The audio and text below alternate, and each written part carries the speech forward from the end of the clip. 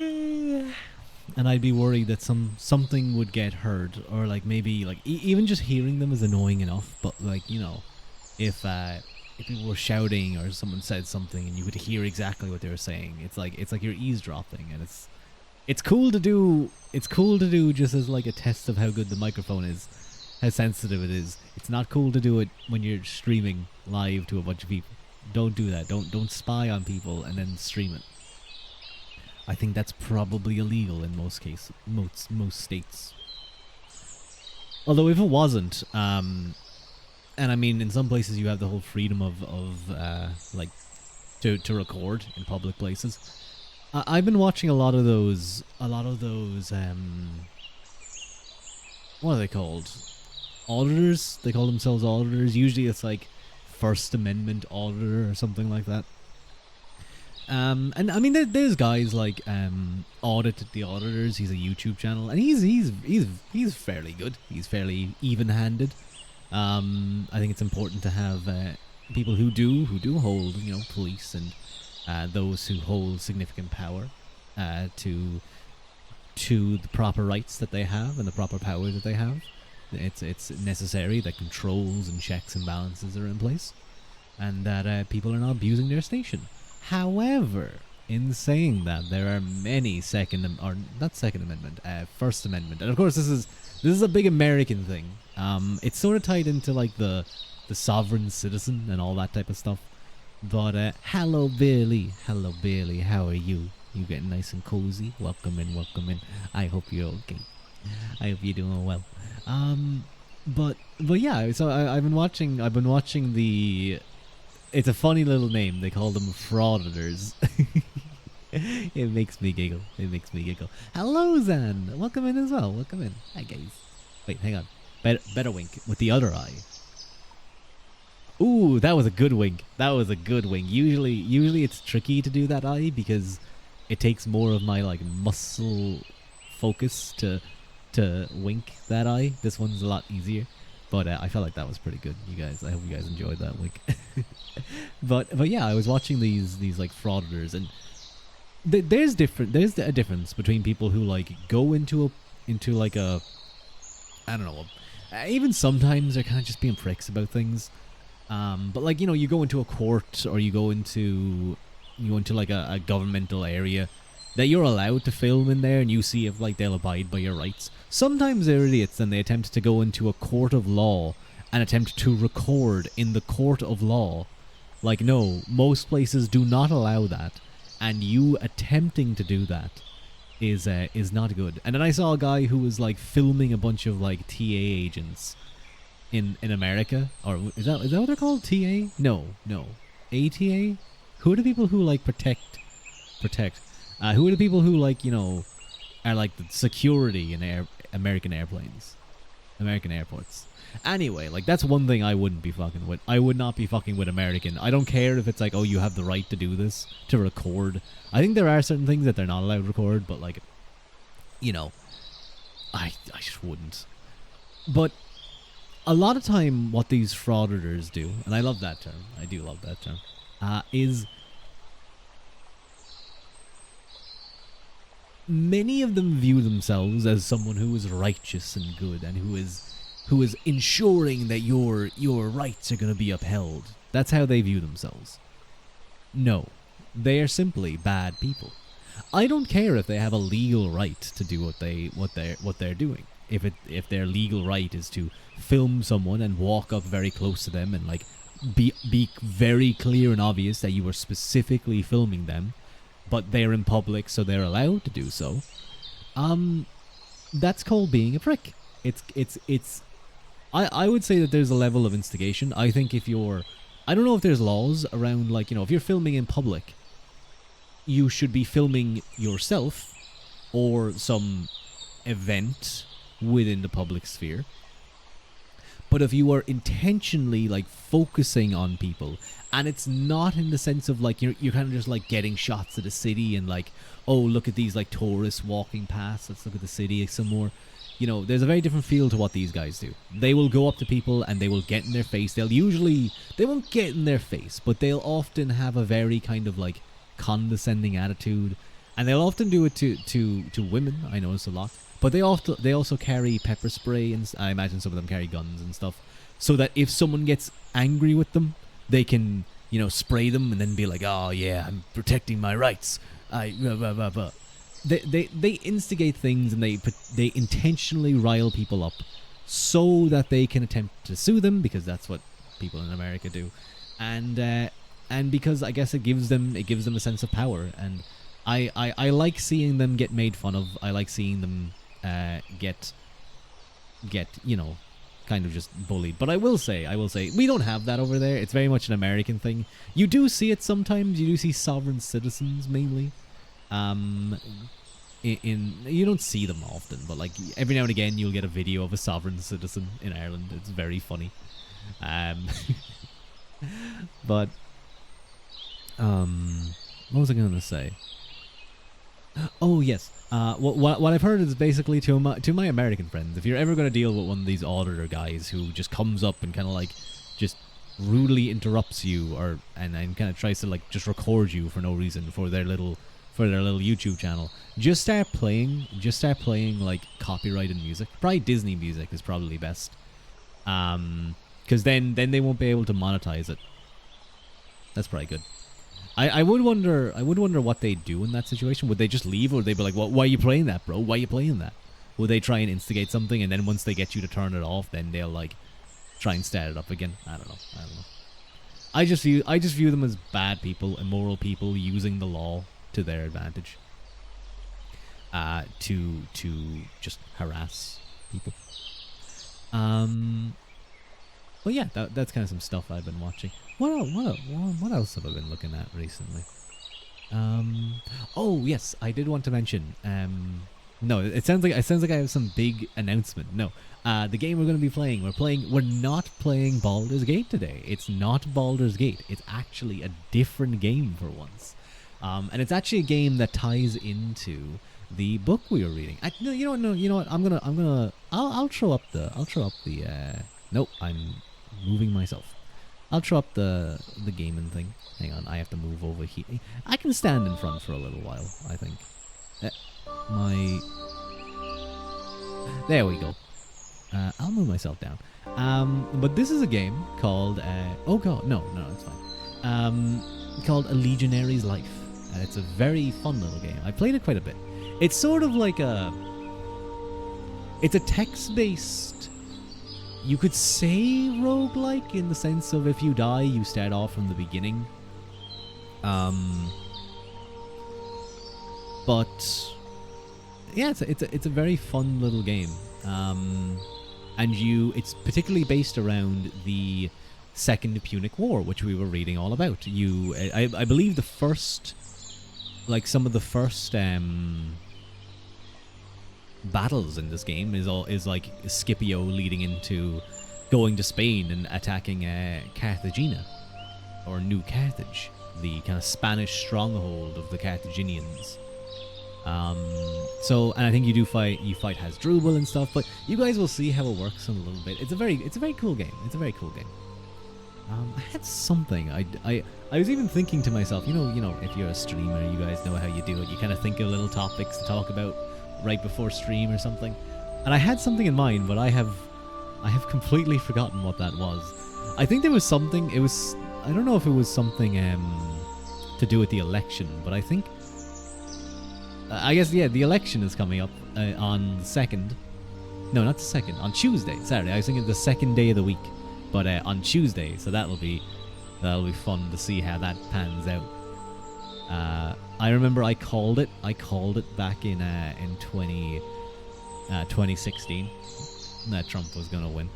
I was like, I was the only one among my friends who was like, no, I genuinely believe he's going to take it, and mainly the reason for that was I just thought that there was enough of a. Now look, I wasn't that old, and I was only like, what, 1800 years old. I'm a couple years older now, but but I just felt like America had such a strong passion for an anti-establishment candidate that I just thought, like, it's going to be him. And there's enough there's enough kind of sway behind him. You've heard about this game. You wanted to try it for a while now, but you forgot. It's a very fun little game. Hello, Lancelot. Hello, welcome in, welcome in. I've played it quite a few times. We can even look at the Hall of Fame. I've beaten it a few times, and I have also died a couple of times. You may I mainly used Thucydides, and I also started naming them like 1, 2, and 3 after they were dying. But I named one Herodotus, and he was like easily the best one I've ever had. Do you think he'll get in again? I really don't know. I don't know. If Biden had stayed in, he would have gotten in again. If they had kept Biden as the candidate, Trump would have gotten in again.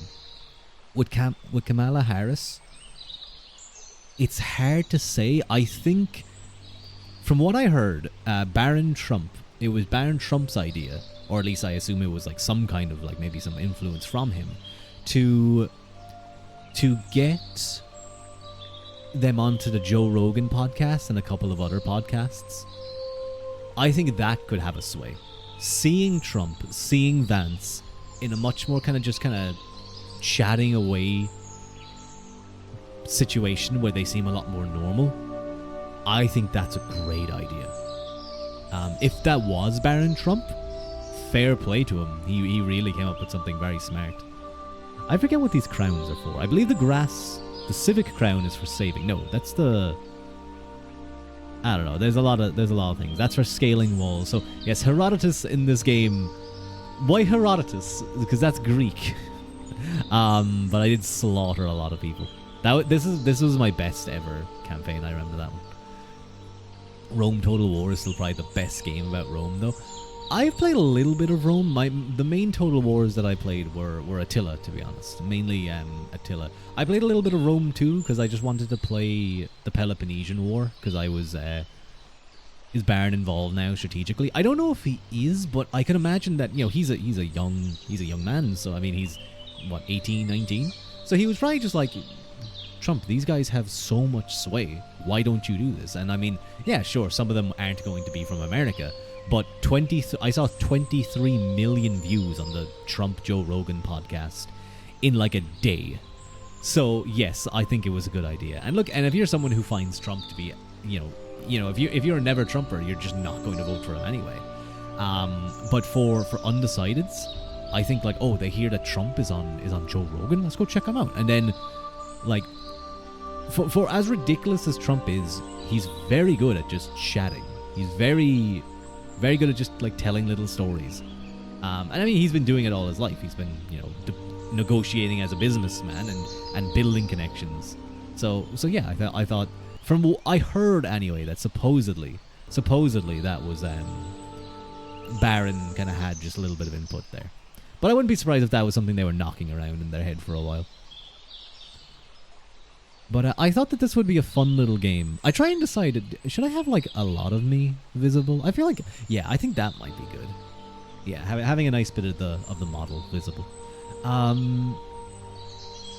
think I have a game. But we'll do a new game. Warning, you will lose your current game if you start a new one. Oh no, actually I clicked into it and it was like part 1.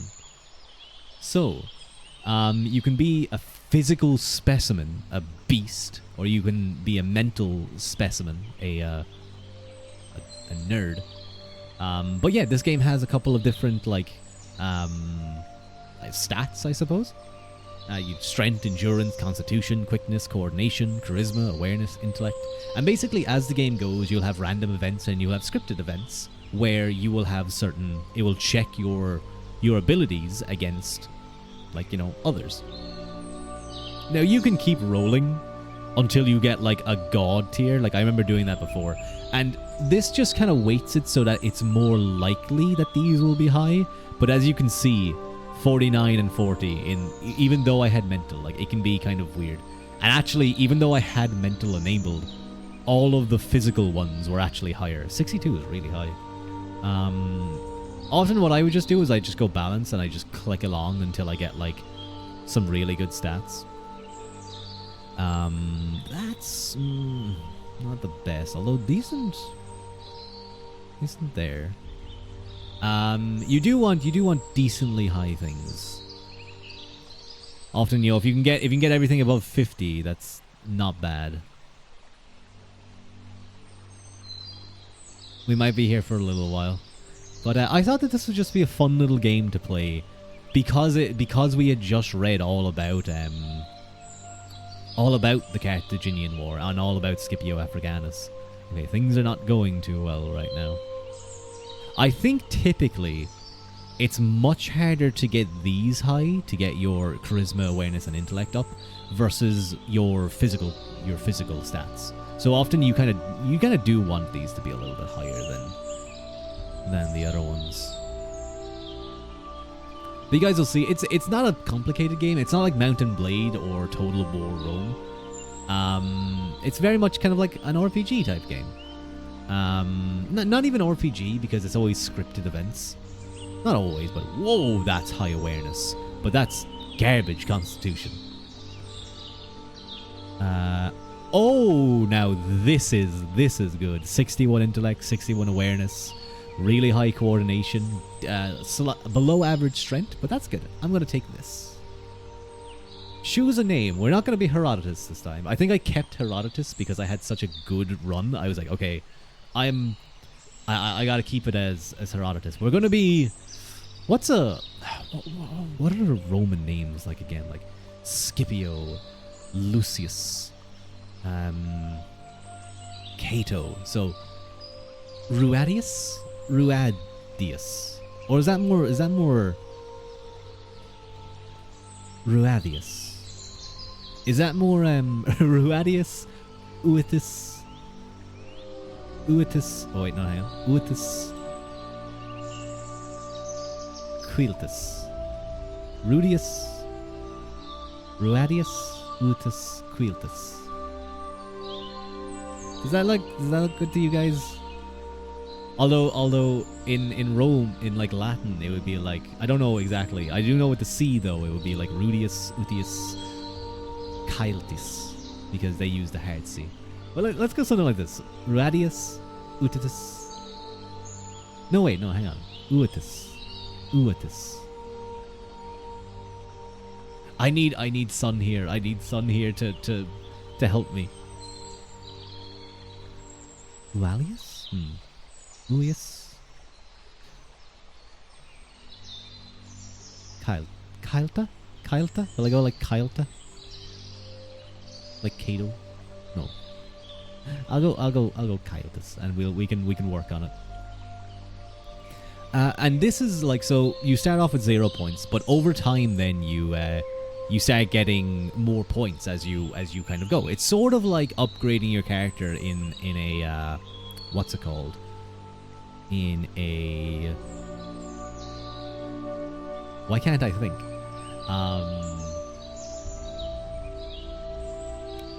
In a roguelike. You know, every time you like, if you do Hades or something, you can upgrade your character. So, well, some roguelikes anyway. You can upgrade your character so that you're better each run, just from the beginning.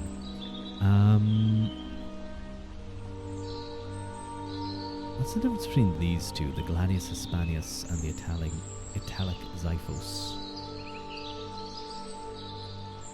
These aren't too important. These are more the important things. You'll start with the game with a sword skill of 36. I think we go ham and we try and go crazy.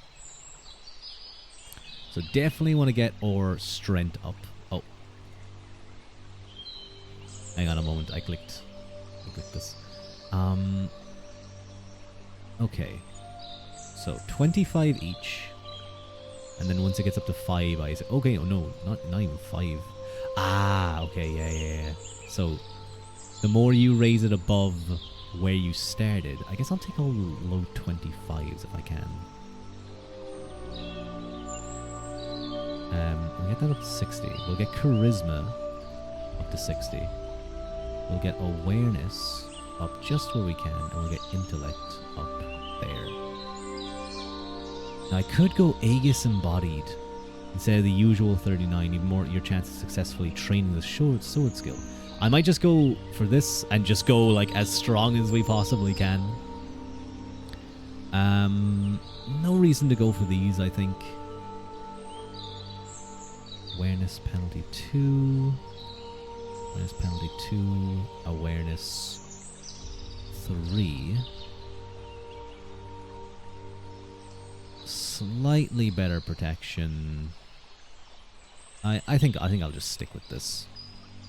Now this is interesting.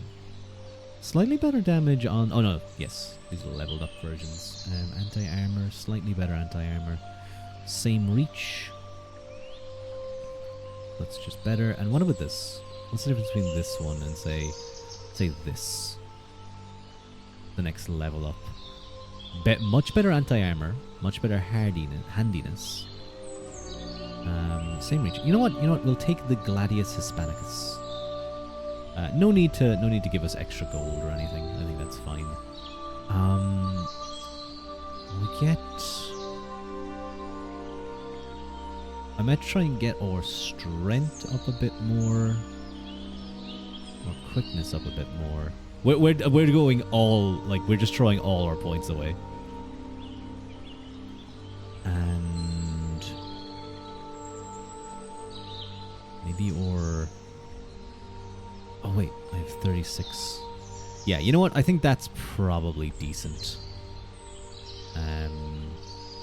That gives us really high scores across the list, and then we'll have pretty decent sword skill. So yeah, you've not spent all of your available points. Do you really want? No, hang on.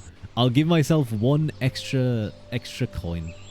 There we go. We spent all of our points. So yeah, this is kind of how the game works. You have text, and then there is a combat system. So you guys will see how this works. The First War, and this is talking about this the Punic Wars. The First War lasted over 20 years. Conflict had been only a matter of time. Once the relentless expansion of Rome came close to the huge Carthaginian sphere of influence. A young power propelled by a staggering self-confidence, Rome had most of the Italic peninsula under its control at the time. On the other side was the Punic city of Carthage. Actually, excuse me, I just want to move this over here. You like the ambient soundscape? Oh wait, do I have my... I'm going to turn off the birds. I do as well. I think it's a very nice sounding game. I might even turn up the audio a little bit more so you guys... Oh no! I had to click back into the game. Oops. Unexpectedly, the Roman... I guess it was just talking about how they were fighting. But hello, Pomade. Pomade. Hello, Pomade. Thank you so much for the first time chat. And hello, Crespian. Unexpectedly, the Roman Republic emerged victorious, incomplete as the victory was. Building upon its success, the city's maritime territory grew larger and more secure, while humiliating conditions well beyond the actual extent of the defeat were imposed upon Carthage. I remember what I was gonna say. I don't think. Well, I guess we got Pomade, so that's a new person. But I feel like okay, the game's like really going crazy right now. Dun, dun, dun, dun. It's giving me like a Star Wars feel. I feel like Darth Vader is gonna like walk down and be like, Scipio, your bidding is my command. But this is, I was looking, when I was setting the game to very Jewels of Fates. Yes, that's what it is. We're just reading. This is the most exciting reading stream you guys have ever seen. But I was looking at the followers, and usually like games have a lot of followers, but you know there might not be too many viewers, and there's no one streaming this game at the current time. So I am the top Legionary Life streamer right now. I can say that, but I also realized there's 73 followers in that whole category. Fun. Hello D, how's my favorite angel doing? Mr. Top Streamer, exactly, I'm the top streamer. Nevertheless, the price was tremendous for both parties. Some say that not even Alexander's conquest devoured so many lives. It all paled compared to what was to come. You're on a bus? Were your wings not working today? I have to be on a train later tomorrow morning. Early tomorrow, it's lame. The truce that followed lasted for a generation. You were a child when the situation hovered on the brink of war once more. You still remember the talk in Rome back then, when everybody expected the looming conflict to take place in the distant colonies of Hispania to the west, now that an attack by sea was nigh impossible. And that was the thing with the first Punic War. I'm not 100% knowledgeable on it, but like at that time, Carthage was the dominant sea force in that part of the Mediterranean. And Rome had to effectively learn sea combat from them, and they did. They actually beat the Carthaginians in their own like area. The astonishment when the news reached the city is still fresh in your memory. A bold, not yet 30 Carthaginian general named Hannibal Barca has led an army through the outlands of the fierce Gauls and across the mountains to the north. The war was here in Italia, a few hundred miles from Rome itself. The following years were marked by growing panic as reports of whole armies annihilated by Hannibal kept coming. The Punic general was stronger, smarter than anything Rome had ever faced before. Yet his attempt to turn the Italic allies on the Republic was unsuccessful. Actually, you know what? It kind of works that it's very Jewels of Fate, Star Wars, because it's all about the Republic.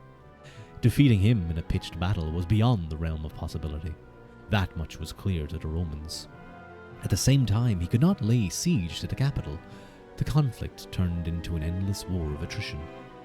Meanwhile, another war was being fought in faraway Hispania, or Spain, crucial to prevent reinforcements from joining Hannibal.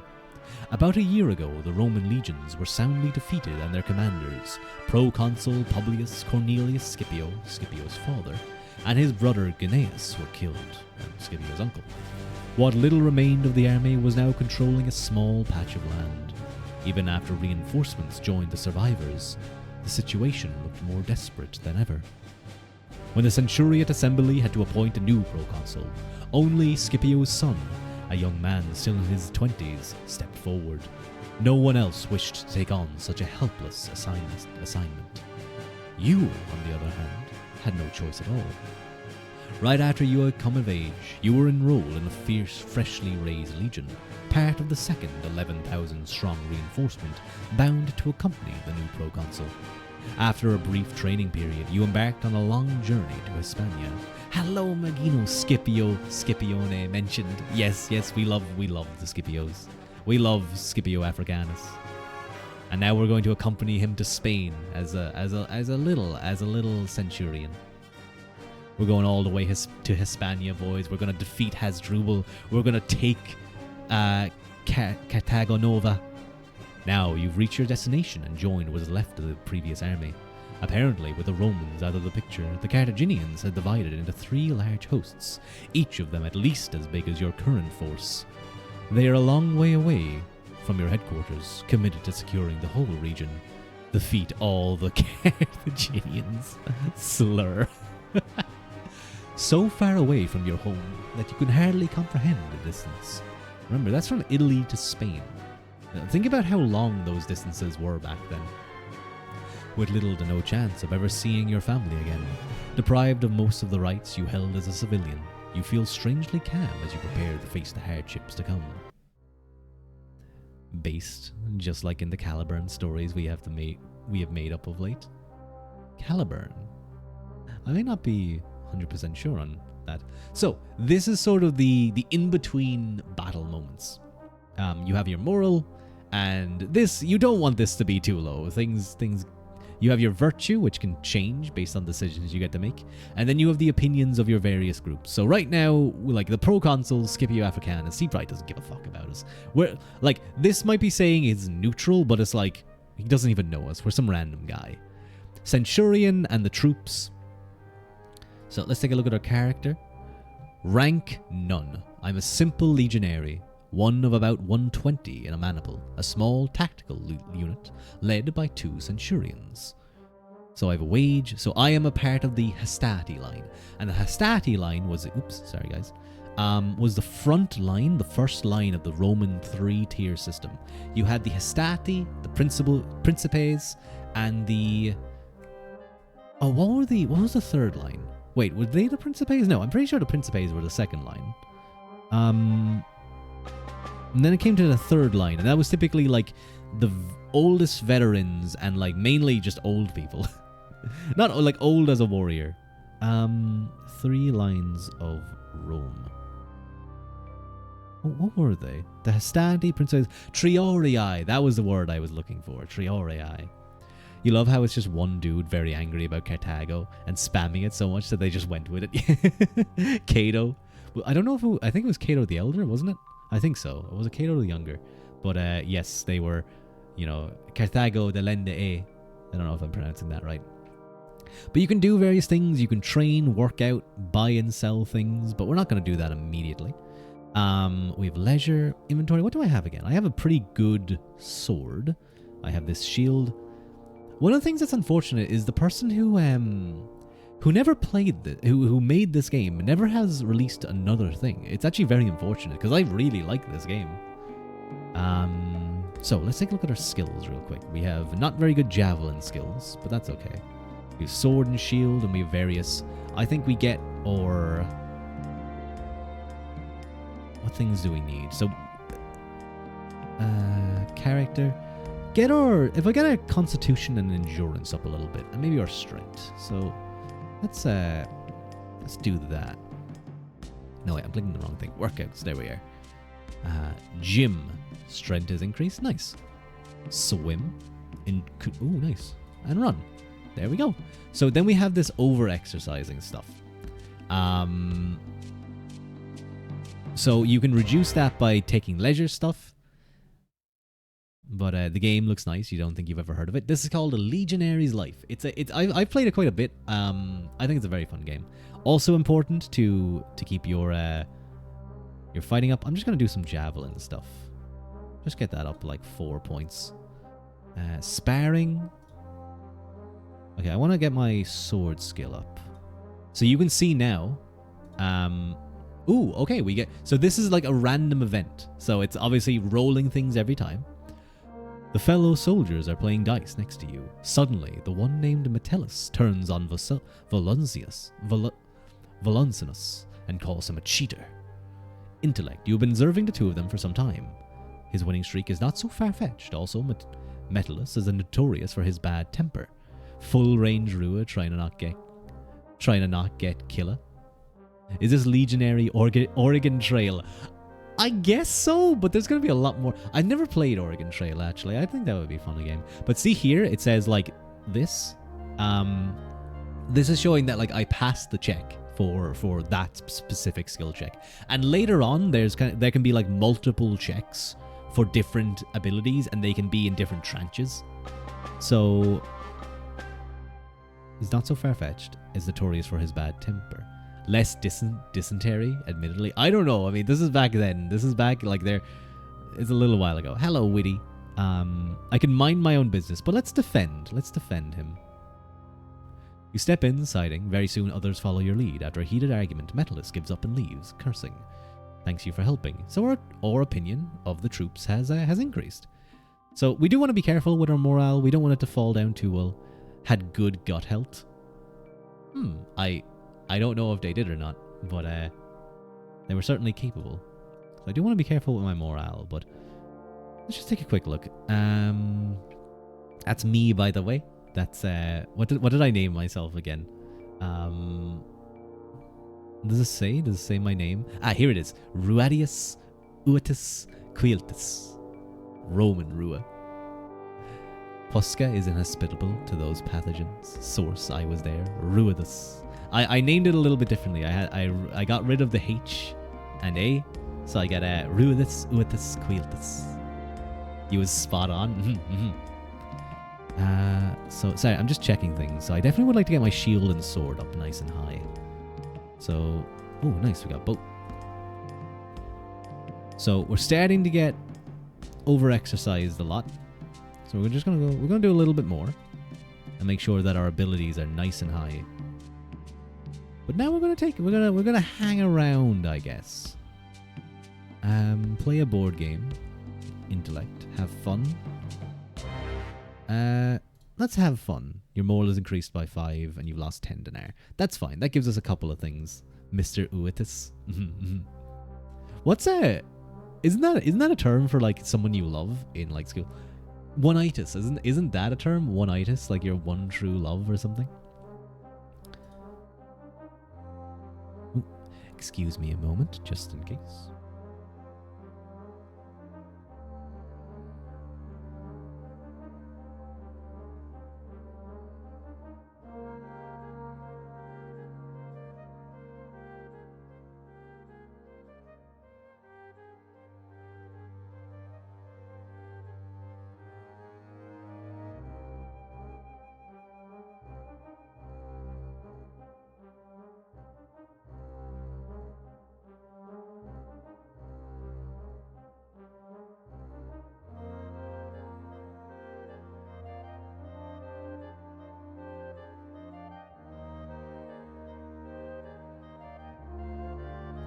Sorry.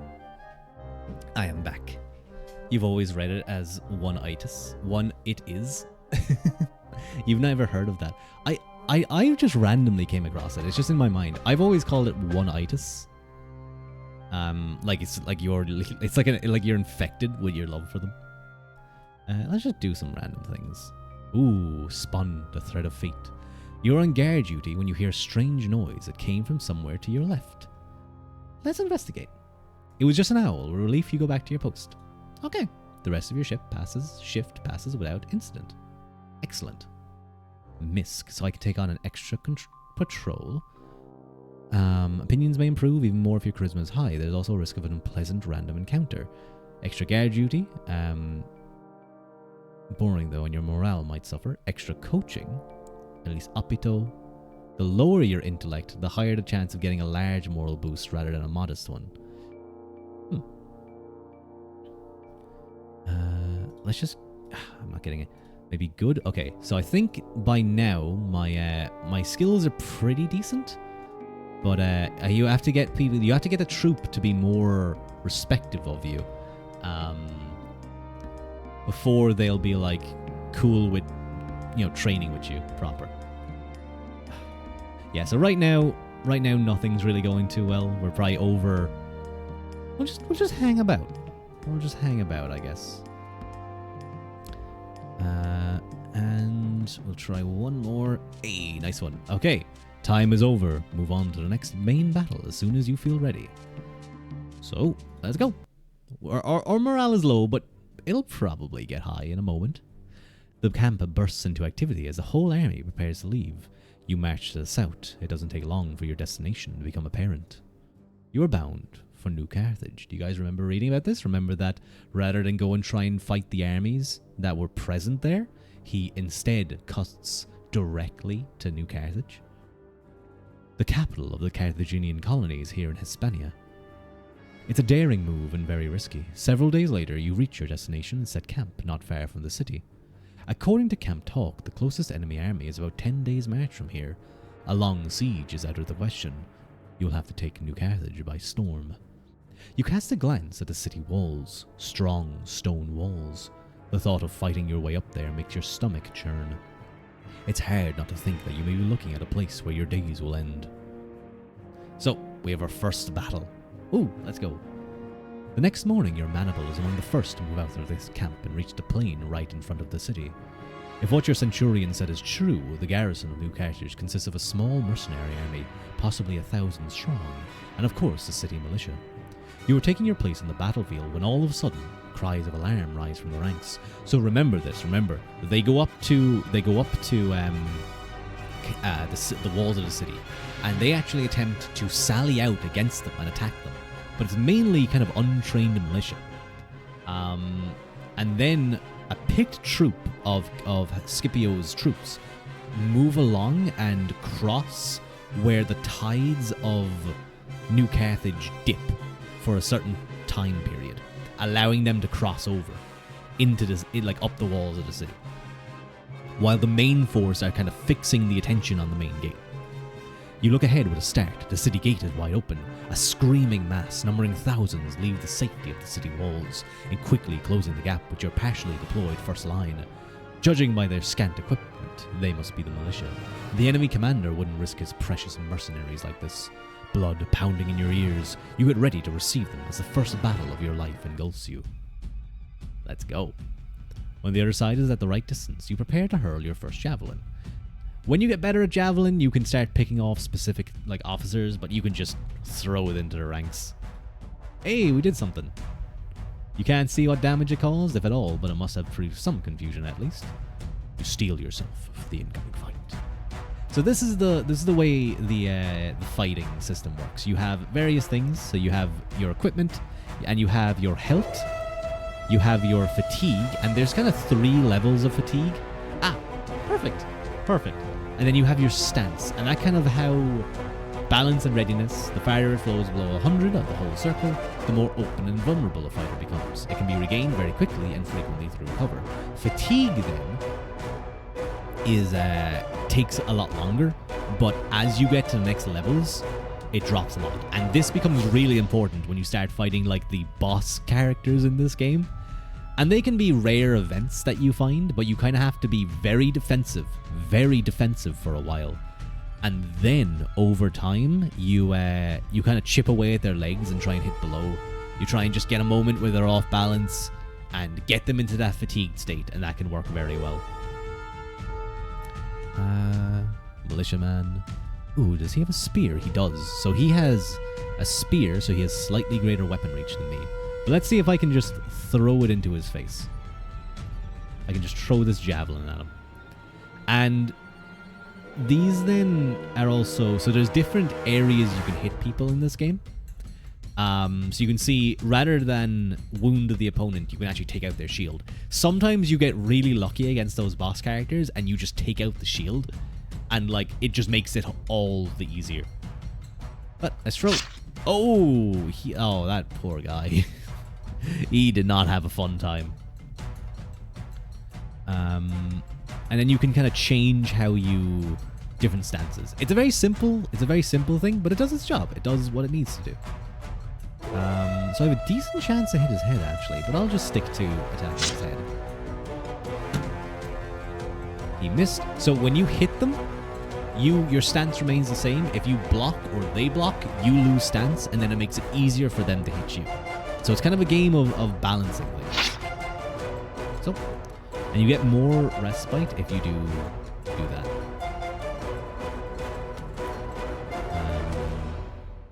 And then you have feints, which can just decrease their stance from the outset. You have shields, so you can try and knock them, which massively decreases. Soft spot is trying to get around armor, so it can be kind of decent. We'll keep it relaxed. And then we'll move in and attack the head. Oh, I missed. So, see how he attempted to recover? He's attempting to recover his stamina, his stance, basically. I can also do the same, and because he didn't attack me, my chance to recover is 100%. Because I attacked him, I think it's like 50%, and depending on how much you do,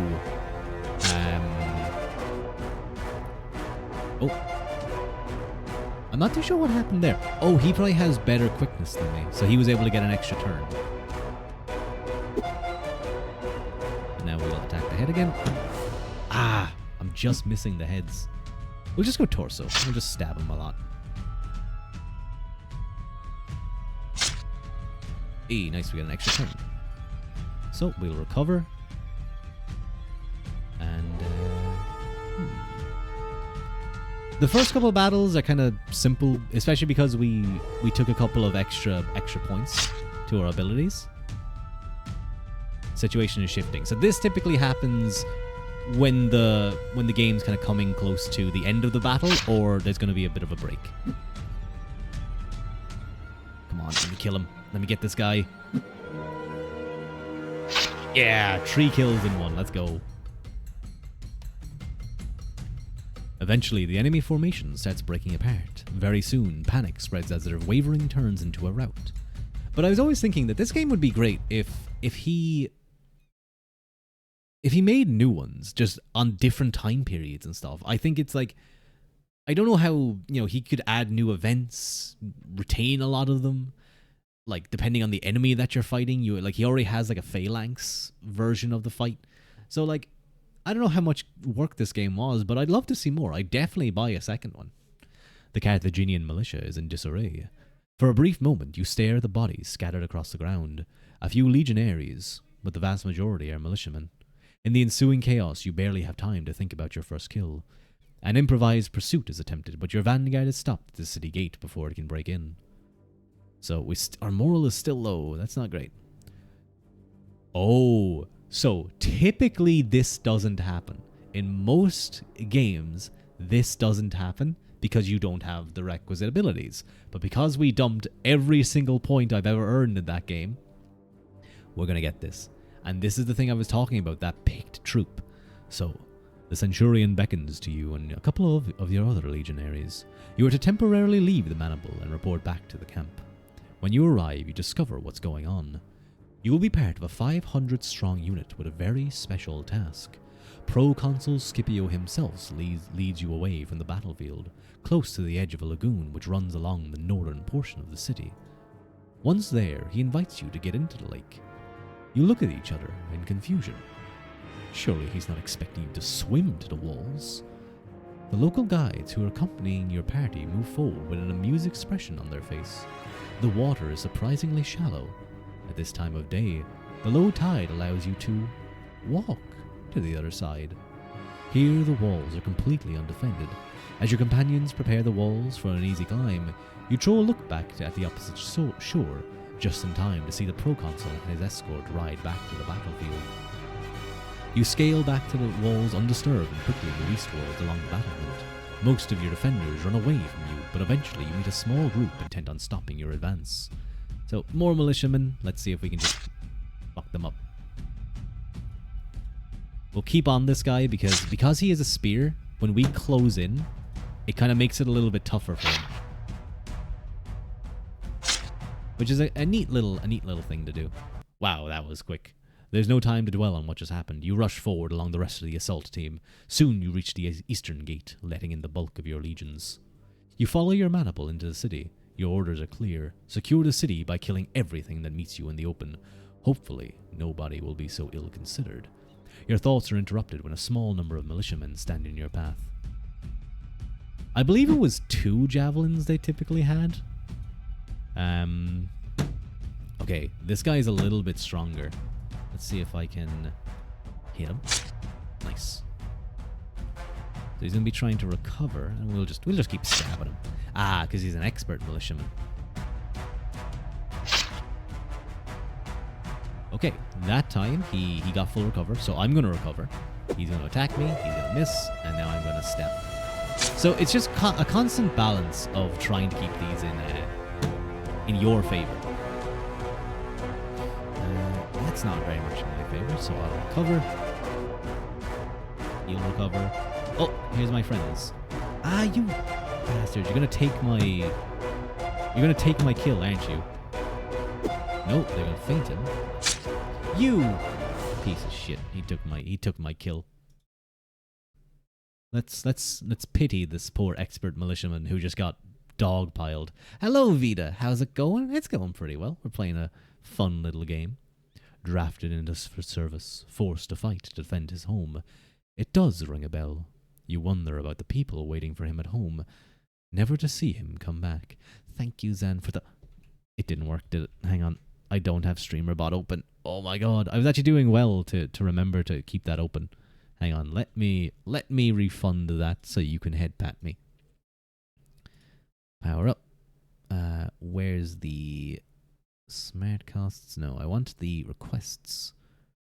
I want head pat, and I want to come down to here and reject and refund. There we go. It should now work that you can head pat me. So apologies, sometimes I forget. An officer yelling out orders brings you back to earth with a bump. You move on. You keep marching along the streets as is custom. Looting is strictly prohibited until the battle is over. Stick to the rules and go ahead to the rally point. I've actually never been able to get the alternative to this. I assume you have to do the elation, which reduces your virtue, I think. But I don't even think it does that. I think it just gives you more morale. So maybe you just have to get really lucky with the events that happen and get your virtue low. New Carthage is almost conquered, but 500 mercenaries from the garrison are still holding the citadel. He is looking for volunteers for an assault on this bastion. He is throwing in a more than doubled loot share, and nothing like the militia you've been facing until now. They may not have been the enemy's best troops. They wouldn't have been left here if they were, but they are still professional soldiers, only the most experienced legionaries. Okay, usually I back off because you get your ass beat. You get your ass beat if you attempt this. But because we have some pretty decent skill, I'm going to attempt it, and hopefully we survive. And if not, I can just try to, I can just hope that, oh god, he's really good. Oh, he has really high abilities. Like, even the description describes him as might be more than a green recruit like yourself can handle. Uh-oh. Come on, lucky javelin. Not a lucky javelin. So in this situation, what I often like to do is I just like to try and feint them and hope they whiff an attack, and then just keep feinting them until I get their respite down. And even if we just kind of stand here and defend and hope we don't die, that's good enough for me. Stab him. Okay, let's not do that. I think I'm just way quicker than him, though. So we can try and... Okay, see? Now, sometimes you can be unlucky and you can feint them. Oh, wait, I didn't turn off ads. Let me go quickly do that, because I don't want to have to deal with this. There we go. I already am very fatigued. Let's be careful. How's it going for you, though, Vita? You well? I'm gonna feint him. Ah, that was good. Okay, okay. Let's try and stab him. Okay, so he has good armor, too.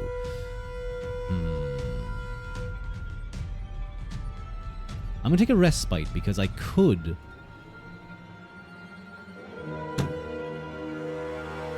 You doing well? Eating a steak with a salad? Very nice. Very nice.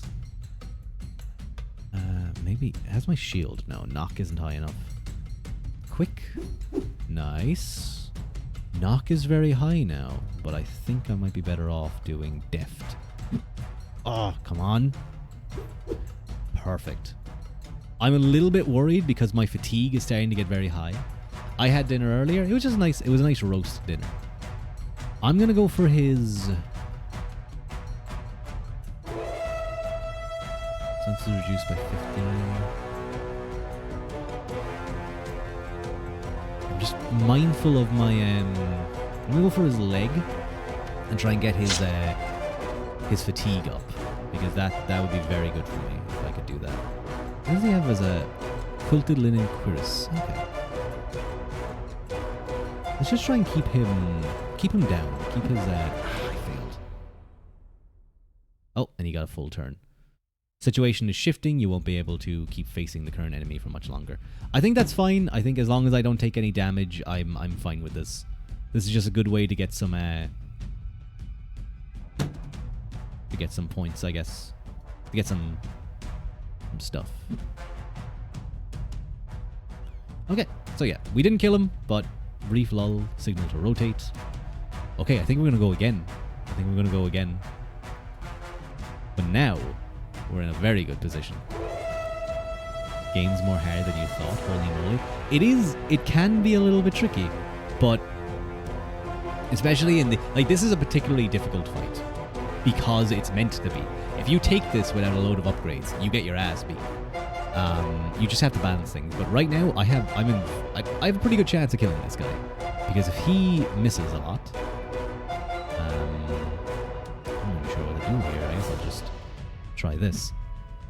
If I can get his stance down enough, I can then start hitting him in the legs, and that will massively increase his fatigue.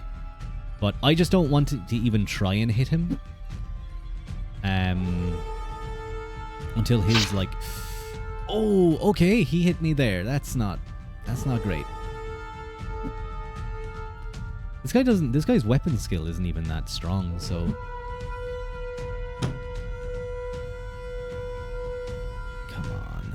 get it. Ah. Normal. Excellent. Okay, that's good. I'm gonna go for a knock. Okay, that didn't really do what I wanted, but let's do normal. Oh, come on, man.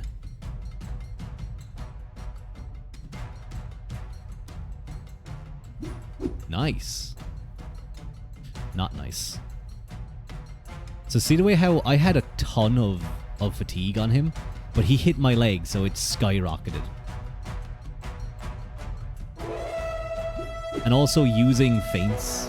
Oh my god, this guy's so annoying.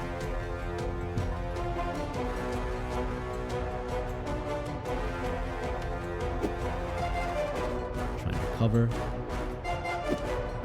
He missed. It's his leg. Ugh. No, you know what? I'm gonna try and recover again. I'm losing moral because I'm being too careful, basically. They like when you're it's kind of a good way to encourage you to not just stand back here all the time. But I don't care, I just want to survive.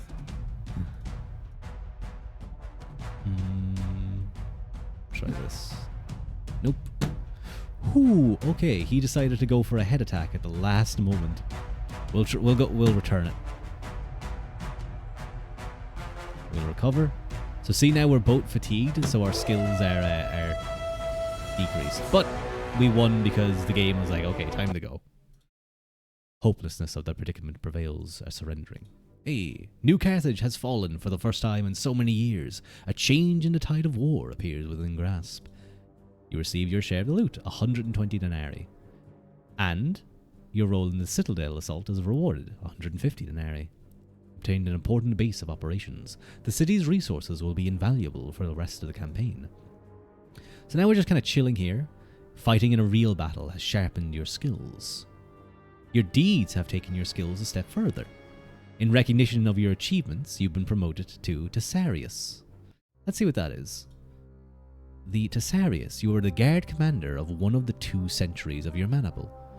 Very cool. So yeah, we got a nice little bump there. So what I'm gonna do is I'm gonna search and try and buy some new things. Oh my god, that chainmail is so expensive. Ugh, painful. Although it is very good. How does this compare to what I currently have? It's a little bit better. Back and breastplate. It covers a little bit more. Yeah, let's buy that. Then we'll just sell the pectoral plate. There we go. I might come back later to that. So our morale is back up to content, and usually you can leave it get a bit low, and hope you just do well in the fight and get it up high. But around this time, if you guys remember from the reading, what ends up happening, is there is a mutiny that occurs up along the coast in the Roman areas. Tonight you dream about a vaguely familiar place. You are surrounded by an olive grove, and smoke is rising from a large city on the horizon. Close to your left, a path leads down. Where exactly, you can't say. I've never gotten this one. Do I take the path, or do I move towards the city where there's smoke?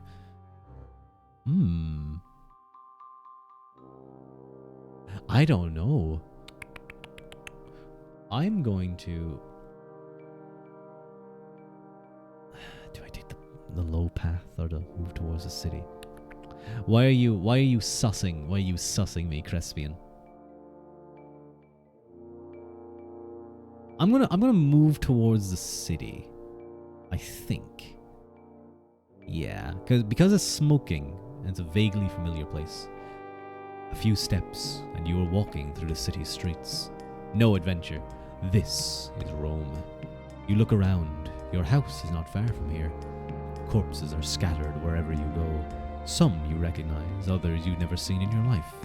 A company stench. A coppery stench is everywhere.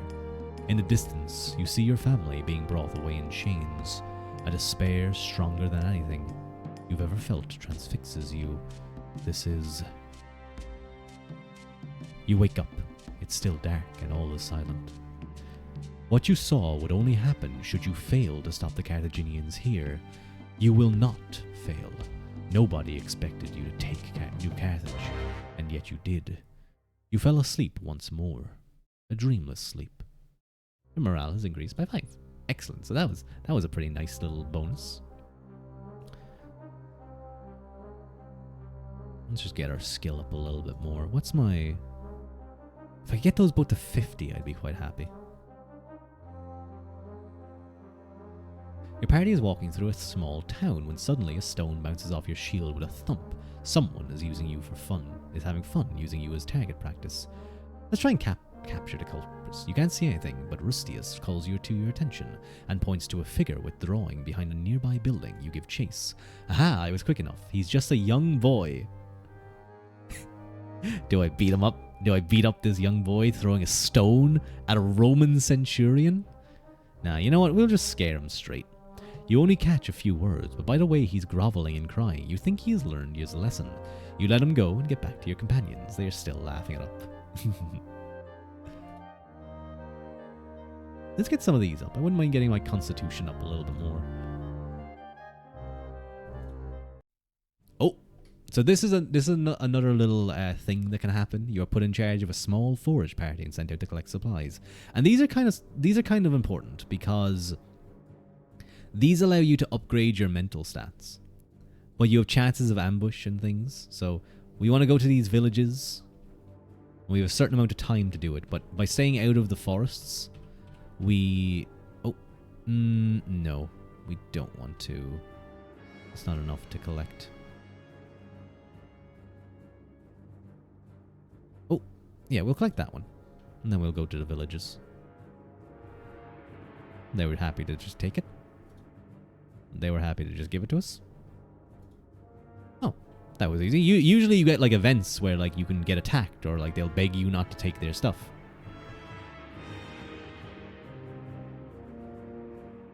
Your awareness and intellect have increased. So again, you don't get many chances to upgrade this, so it's good to get those. I might try and buy another thing.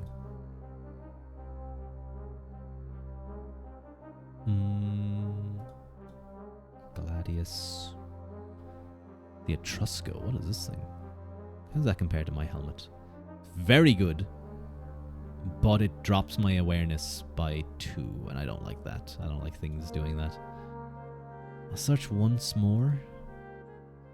Because I'm just trying to find Greaves. Here we are. Oh my god, I didn't realize Greaves drops it by like 4 your quickness. Maybe not. Maybe not. Let's just do some more training though. We'll do some more javelin. We'll spend a bit of time just kind of like... We'll do 1 have fun, because you can get the maximum thing. And just hang out. Just chill out with everyone. We'll do some more training. I assume... You try and find an expert and skilled most of your time. Ah, okay, I need to get a bit more well-liked, I think. A talented weaponsmith near the camp. He makes individualized swords for a reasonable price. Ah, I shouldn't have been spending too much money. 125 denarii, non-negotiable. Let's see a few samples of his work. Is rather average, but the sword seems to be well crafted. You appraise its balance and very satisfied. I mean, I already have a 3/3 sword. No, you know what? I think I'm fine. So our moral is low again. We'll just hang around. Oh, didn't. Okay, next fight. But yeah, so around this time, a coup attempts. Hello, Clever. A coup attempts against Scipio, or because of, I can't remember exactly. It was because of pay or something like that. But they're causing a big stink in the area that they're holding. They're kind of just like a holding garrison area. And, you know, that's not good. You don't want your units rebelling against you. So, and I think this occurs because they believe Scipio is sick. I think there's a rumor that Scipio's sick, so they're kind of feeling a little bit confident. Scipio invites them to discuss terms and kind of figure out what's going on. And Scipio plays a great trick on them. They come into the city and they travel all the way to Carthage, kind of the leaders and leading a big band of men, but not as many. You know, they didn't want to make it too scary, but they took a significant group. They come along and they come into New Carthage and they see the city is the soldiers in the city, the army is preparing to leave, is preparing to go on march. But Scipio is staying behind because supposedly he's sick, or at least that's what they would believe. Anyway, they stayed a night. Or I think they stay. I don't know if they stayed a night or they stay a few days or something. But they see the army leave. The actual army leaves from Carthage, and it goes marching away. So they feel they have command of the city now, and they could boss the proconsul. So they come before Scipio, and they kind of, you know, they're confident, they're arrogant, they have control, and they're willing to use force. What they didn't know is that the army turned around and marched back and surrounded them in this little meeting area that Scipio had. And so Scipio calls them all out, disparages them for turning against their city, for aim of coin and gold and power in a situation when their city and their people are already so horribly hard-pressed in Italy. And then he executes the leader of the area, but shows compassion to the others. It's a fun little story. The Carthaginians have failed to respond properly, hindered by rivalries and lack of cooperation among their generals. After winter came and went, Proconsul Scipio set you on the move once more, marching against the closest enemy army. Led by Hasdrubal Barca, one of Hannibal's brothers, the Carthaginians are holding a high two-step plateau near the town of Baecula, a fine defensive position indeed. Dislodging them from there looks like a rather hopeless task, but the proconsul must know what is clear to everyone. The longer you stay here waiting, the higher the risk that the remaining two armies will come and crush you. And this is the one, I believe, the battle where he leads them out, they stand there a while, he does it 2 days, and then they kick up some dust and they suddenly reorientated their army, the positions of their troops. The wait is nerve-wracking, and at last comes the dreaded order. The assault begins. Oh no, sorry, I'm thinking of a different one, I think. I think that's the next battle. Your skirmishers, the Velites, will have to engage the enemy light infantry holding the lower plateau. Picked units of heavy infantry are ordered to support them. There's certainty in That's certainly an unenviable task. With relief, you learn that your maniple will be kept in reserve. The frontal assault is underway when Proconsul himself leads the half of the remaining force. As the Carthaginians are busily repelling your soldiers, he leads you around their position. That's what happens at Baecula. I remember now. Yes, it's a flanking maneuver, essentially. You are climbing the slope at a fast pace when a small group of Numidian cavalry approaches you and starts harassing you with their javelins. The terrain is far from prosperous for a cavalry attack, but they keep pressing you. I believe if you control, there it is. My javelin is 39. I'm gonna keep marching. I was strong enough to defend. Hello, Crespian. At last, they recall their attack and ride away. As you reach the plateau, you shake off the weariness and prepare to fight. So you can see there's loads of little checks and things here that if you fail them, could go really bad for you. Thank you for the hydrate. Although, you were here earlier. Why did I say hi? I think I just said hi because I just see your name.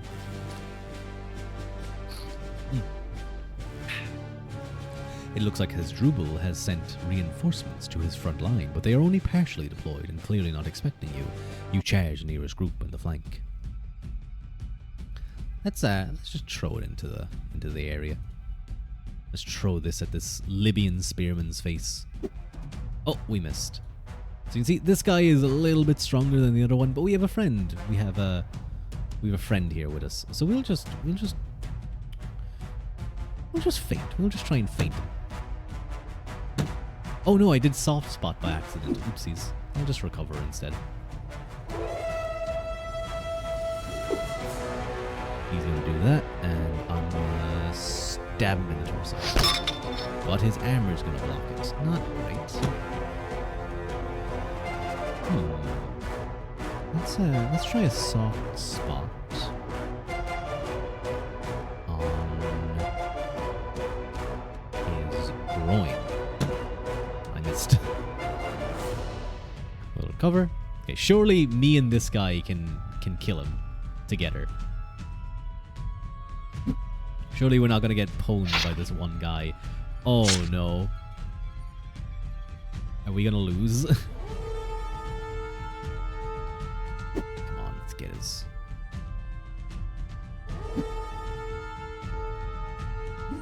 Nice. Come on, feint him. Damn it.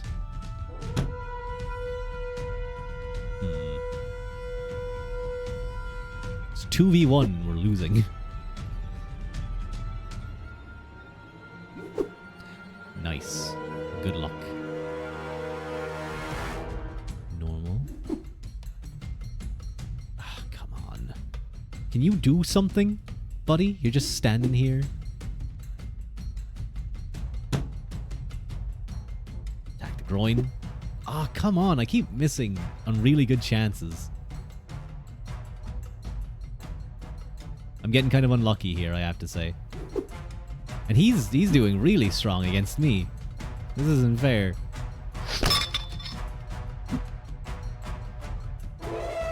That's really annoying.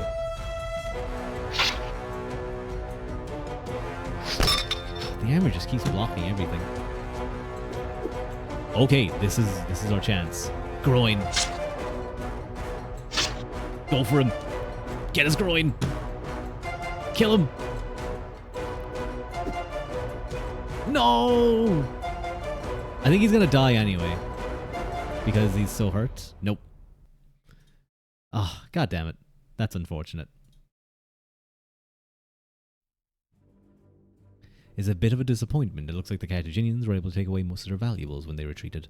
Split up and search some of the tents. Let's do that. A short, stout soldier with a permanent smirk and starts searching. After a while, your companion finds a finely crafted bracelet. Clearly, he intends to hand it over to Legion. And that's exactly what he's supposed to do. Okay. Yeah, that was not great. Hasdrubal is heading north, intent on crossing the Pyrenees with the remnants of his army. The proconsul refused to pursue him, and many of the troops are frustrated with his decision. But no, there's two armies coming to bear upon them. Oh, usually I'm smart enough in this game to understand that.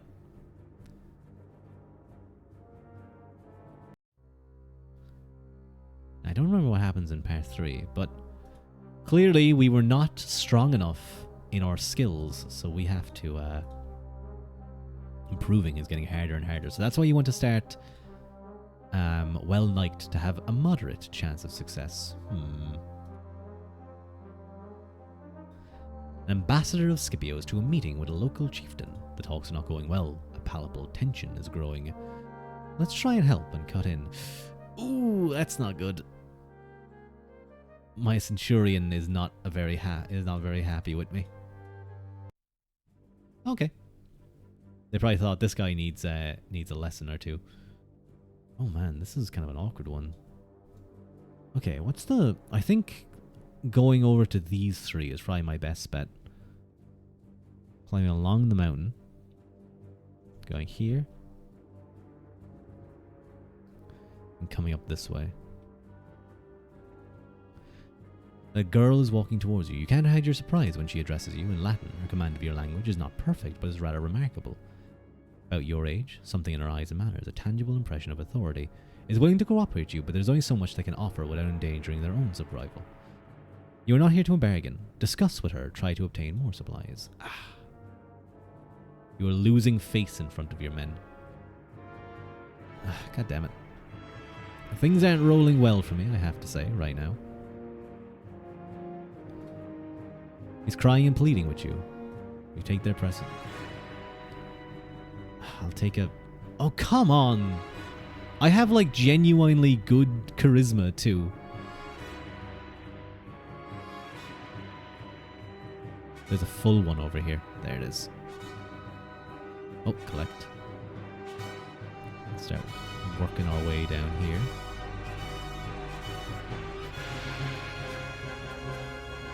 Oh, we found a fishing brook. Oh, come on. Ooh, okay, I might have gotten very lucky there. Now we just need to go down.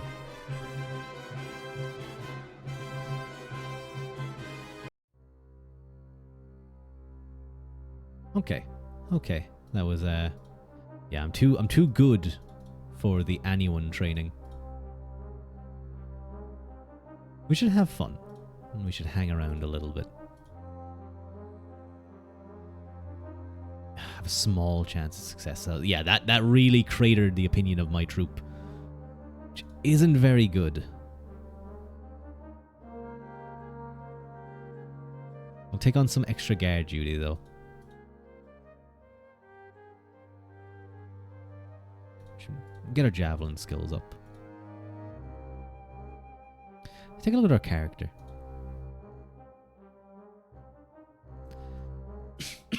Excuse me. Oh, I have to go traveling. I have to go I did it again. I have to go traveling tomorrow, so that's kind of why I started a little bit early. Hello, First Hour. Welcome in. How you doing? You've not seen this? You've not seen this game before? This is called A Legionary's Life. It's a very fun little game. I do wish, like, he has these secondary skills, and I don't know, maybe he intended for there to be some extra things. Who knows? I wish he'd make a new one, though. So our constitution is a little bit low. I wouldn't mind getting that up a little bit higher. Gaius Aegilius was a carpenter before the war. Like everyone else here, he's been away from home for a very long time. He's always complaining that the business he worked for his whole life went to pot because of this. We are in the Second Punic War. We've just... We're just after the Battle of Baecula. We've taken New Carthage and we defeated Hasdrubal. He's speaking ill of his centurion. I'll let him be.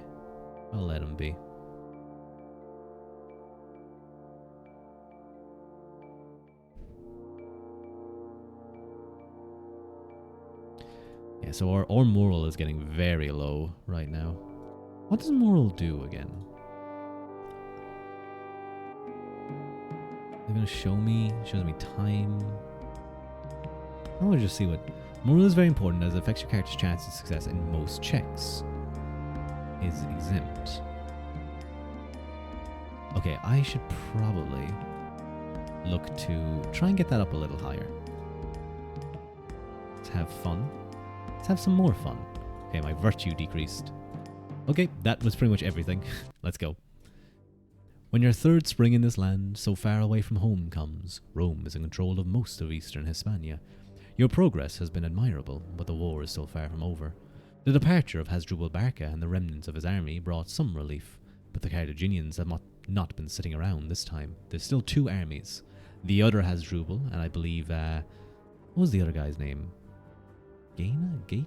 Gato? Kate? According to the latest reports from the west, a new general named Hanno is raising an army recruiting Celtiberian volunteers after bringing reinforcements from his land. Your legion is attached to a 10,000 strong army under the orders of M. Silanus, one of Scipio's legates, and sent west to cope with this new threat. Time is of the essence, and your forced march is almost beyond tolerable limits. With the invaluable help of some Celtiberian deserters, you eventually come close to the enemy position. When news of what's ahead of you starts spreading, you learn that there are two enemy camps, one composed of Celtiberian volunteers, and the other of Carthaginians. I believe this is the one where they set fire to the camps, starting with the Celtiberians and then in the confusion. But Silanus wants to play it safe and prepares more scouting teams. Let's volunteer. A Velis named Calcivius and Irables, a Celtiberian guide with your scouting team. Knows the ground full well, unless you approach the enemy position with minimal risk. When you're very close, you have to cross a stretch of land with poor cover. Let's take the risk. Oh shit. Oh man, I've usually gotten these. Oh my god, we've failed so many times. That's unfortunate. I'm sad to see that.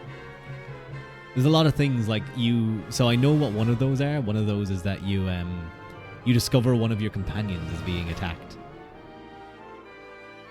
Yep, you can't change it. It's not one of those games where you can go back, unfortunately. Ground offers plenty of cover. You are not very distant when it finally comes into sight. That's very annoying though. We just lost a load of... You suspect they might not have been alerted when they detected some of your scouts. Fortunately, you seem to have a significant head start anyway. You poking me? You're poking my nose first hour. Stop it. You'll meet a stronger resistance than you expected, but that shouldn't have to stop you in the end. The ground is very difficult here, it's disrupting your formation. You become separated from your maniple when passing through a patch of undergrowth. An enemy vanguard reaches your right. You right at this time, and many jewels spark off. Let's anticipate him. His missile files wall. Inexperienced Celtiberian. Yeah, he's not going to have a fun time against me, I think. No, just stab him in the head. Oh, I missed him. I still have a decent chance of stabbing him.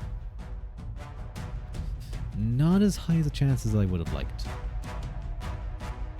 Yeah, you do have to be careful. Sometimes you can get punished by RNG in this game.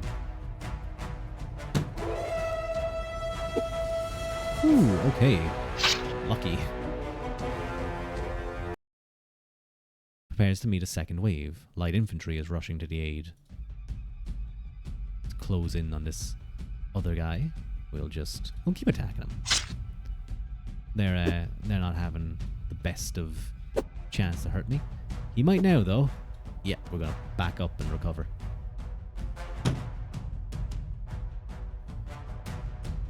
I might try. What does charge? Knock. No, we'll just go for the torso. It's kind of the... Oh man, I'm getting very unlucky with some of these. Oh god. Maybe this guy's stronger than I thought.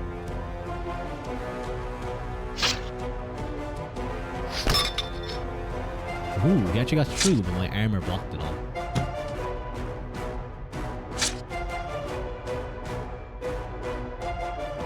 Step. Now we can take a rest. And... Ooh, so it went from inexperienced to... Scutarius, semi-professional Hispanian heavy infantry, employed as mercenaries not only by Carthage. Let's leave him take the attack. Okay, he's happy to wait. Let's go for the head. Nice.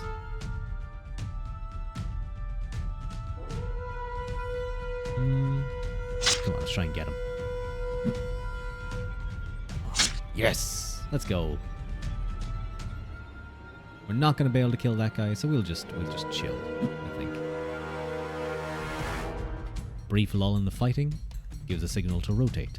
So when it's talking about rotating, the Romans had a system in place that basically, you know, they had their maniple system. They're in lines, they fight for a bit, and then as they begin to tire, they can rotate.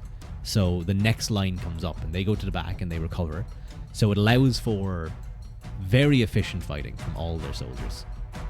But I imagine it probably has to be. It's probably a very nerve-wracking thing when that call comes,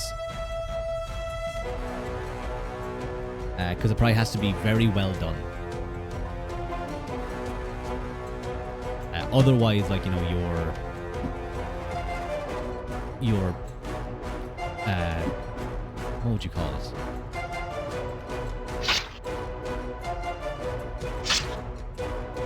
I can't remember the word. It's like a really simple word too. Come on, stab him.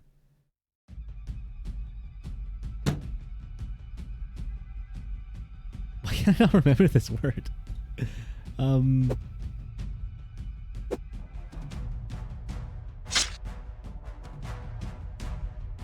Your formation. That was the word I was looking for. I could just not think of formation. Your line, yeah, I suppose. Your formation can fall apart very easily if you're like shifting while you're getting attacked. God, that was silly of me. I'm gonna be honest.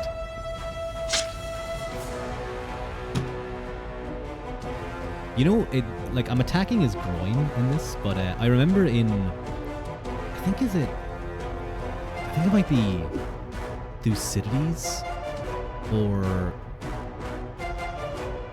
one other group like that, or maybe Xenophon. It's talking about, like, you know, fighting in war and stuff, and it mentions, you know, as part of the phalanx, you know, they'd be fighting against each other. And as men would fall, you know, sometimes they'd be stabbed on the ground and killed, but sometimes, you know, there's just so much pushing and shoving that they would just step over them and they would be trampled to death.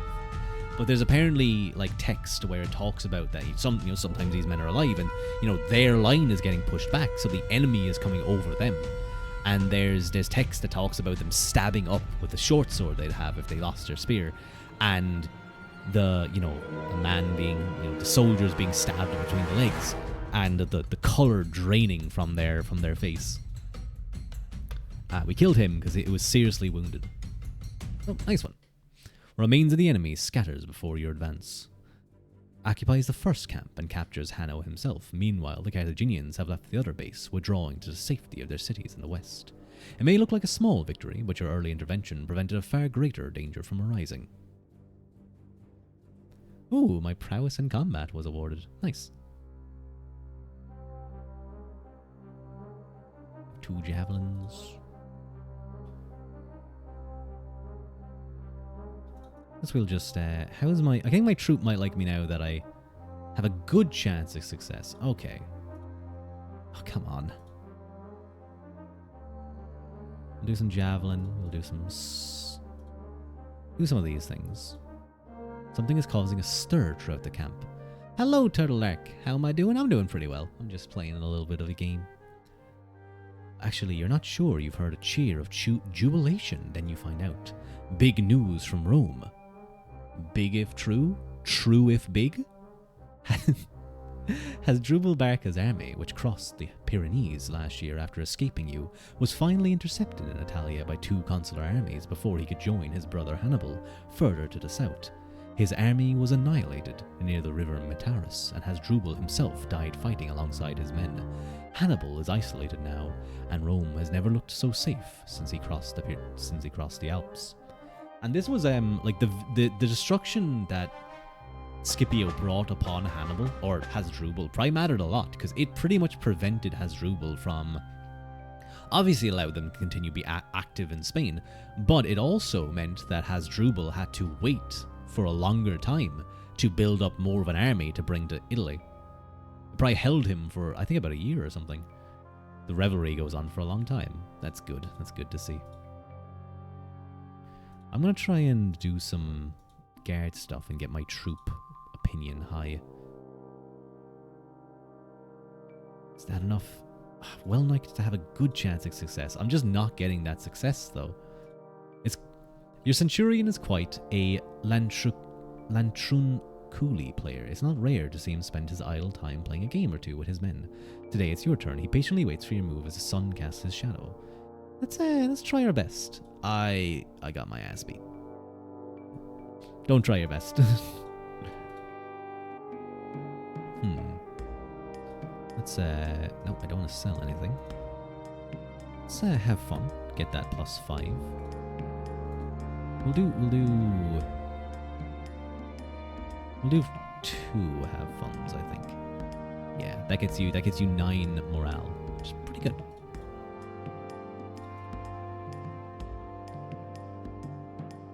You leave your marching column to answer a call of nature. You're about to pass through the shrub line. You notice a small number of red stones. There's no way to look inside. Reach down with your hand. What's the fear? Ooh, 97 denarii. Found. I wish. I really wish. Haru, how dare you poke in my face? You'd think I wouldn't notice. Poke in my nose, poke in my cheeks. How dare you? Drown check. Thank you for the drown check. I appreciate it. I'll allow you to poke my face this time.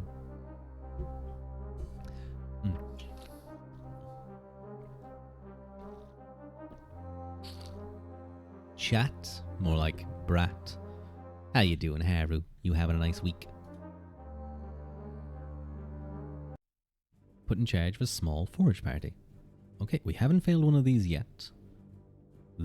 Oh, okay. This is definitely the direction we want to go. I'm actually, I kind of like being in on trains. It's very, I don't know. I just find it cozy, I guess. We'll go over here, collect this.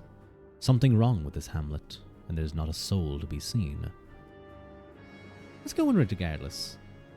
Gallic mercenaries. Rally your men, keep them compact. Go for their leader. Let's go for the leader. Try to lure him where he'll be at disadvantage. Haha! Some things. You're dying? Why are you dying, Haru? Why are you dying? That's not good. His armor? What's this? It's too long for this confined space. Haha. I'm gonna back up and allow him to attack me. Is it too hot, maybe? Is that what it is? Too warm. Okay, I'm gonna go for his legs, because that's the only area I can really hit. That's kind of the area I want to hit, anyway. Ooh, we both floundered. Stab his legs. Stab his legs. Stab his legs. Stab his legs again. Uh-oh. Stab his torso. Ah. Hope that apple was nice. Eve. Poor ass legs. This guy's legs got destroyed. The apple was nice. Huh? I'm confused. Oh my god, he knocked me on my ass. Let's recover. And now he has legs. Easy game. This man's legs were destroyed. I feel bad for him, I have to say. But we got short chainmail. Let's compare that to what I currently have. Torso 100 and groin 100. Better damage protection. Not as good anti-armor resistance, though. But I think that's definitely worth it. What about this? I already have one of those, I think. No, I don't. Oh, this is just better quality? Yes, it is. So I'll take that. The Gauls are fleeing and you're too tired to give chase. You gather their loot and all under the eye of the frightened inhabitants. I'll leave something for them. How much do you want to leave? Half, a smaller portion. I'm gonna leave a smaller portion.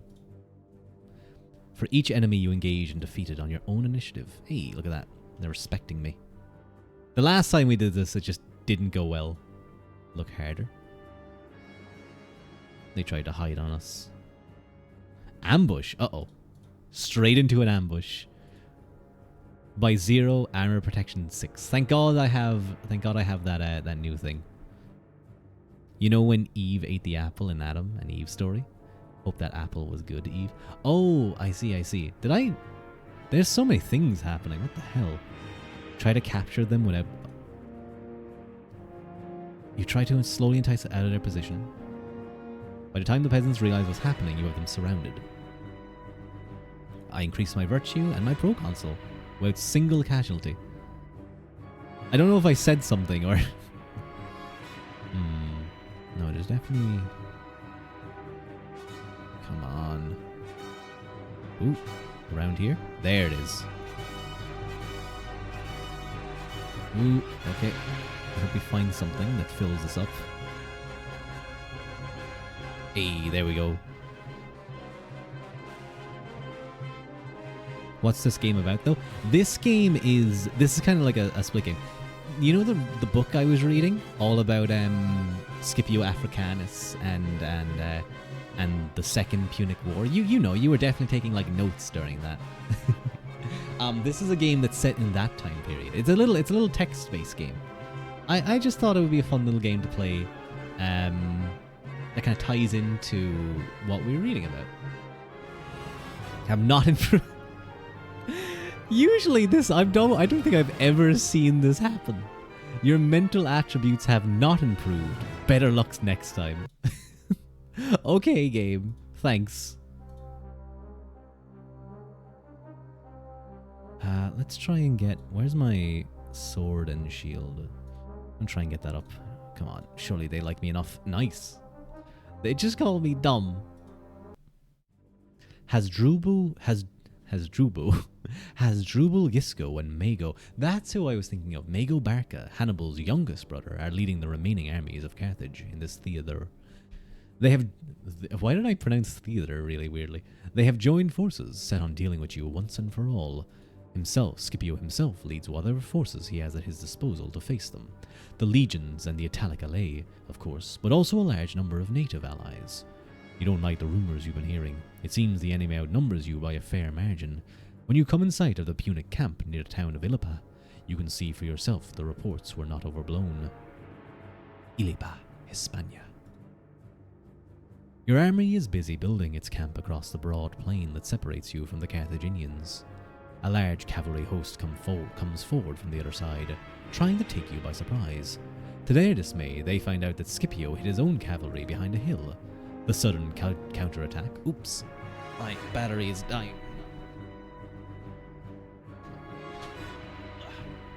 That charging? I think that's charging.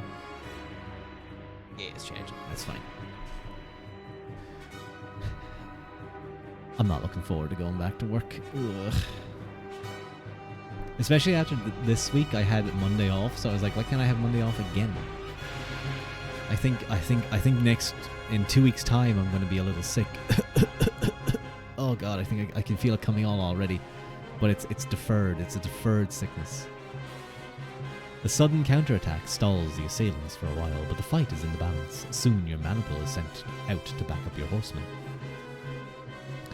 Your cavalry has been slowly taking ground, thanks to your support, as yet another charge brings chaos to both sides.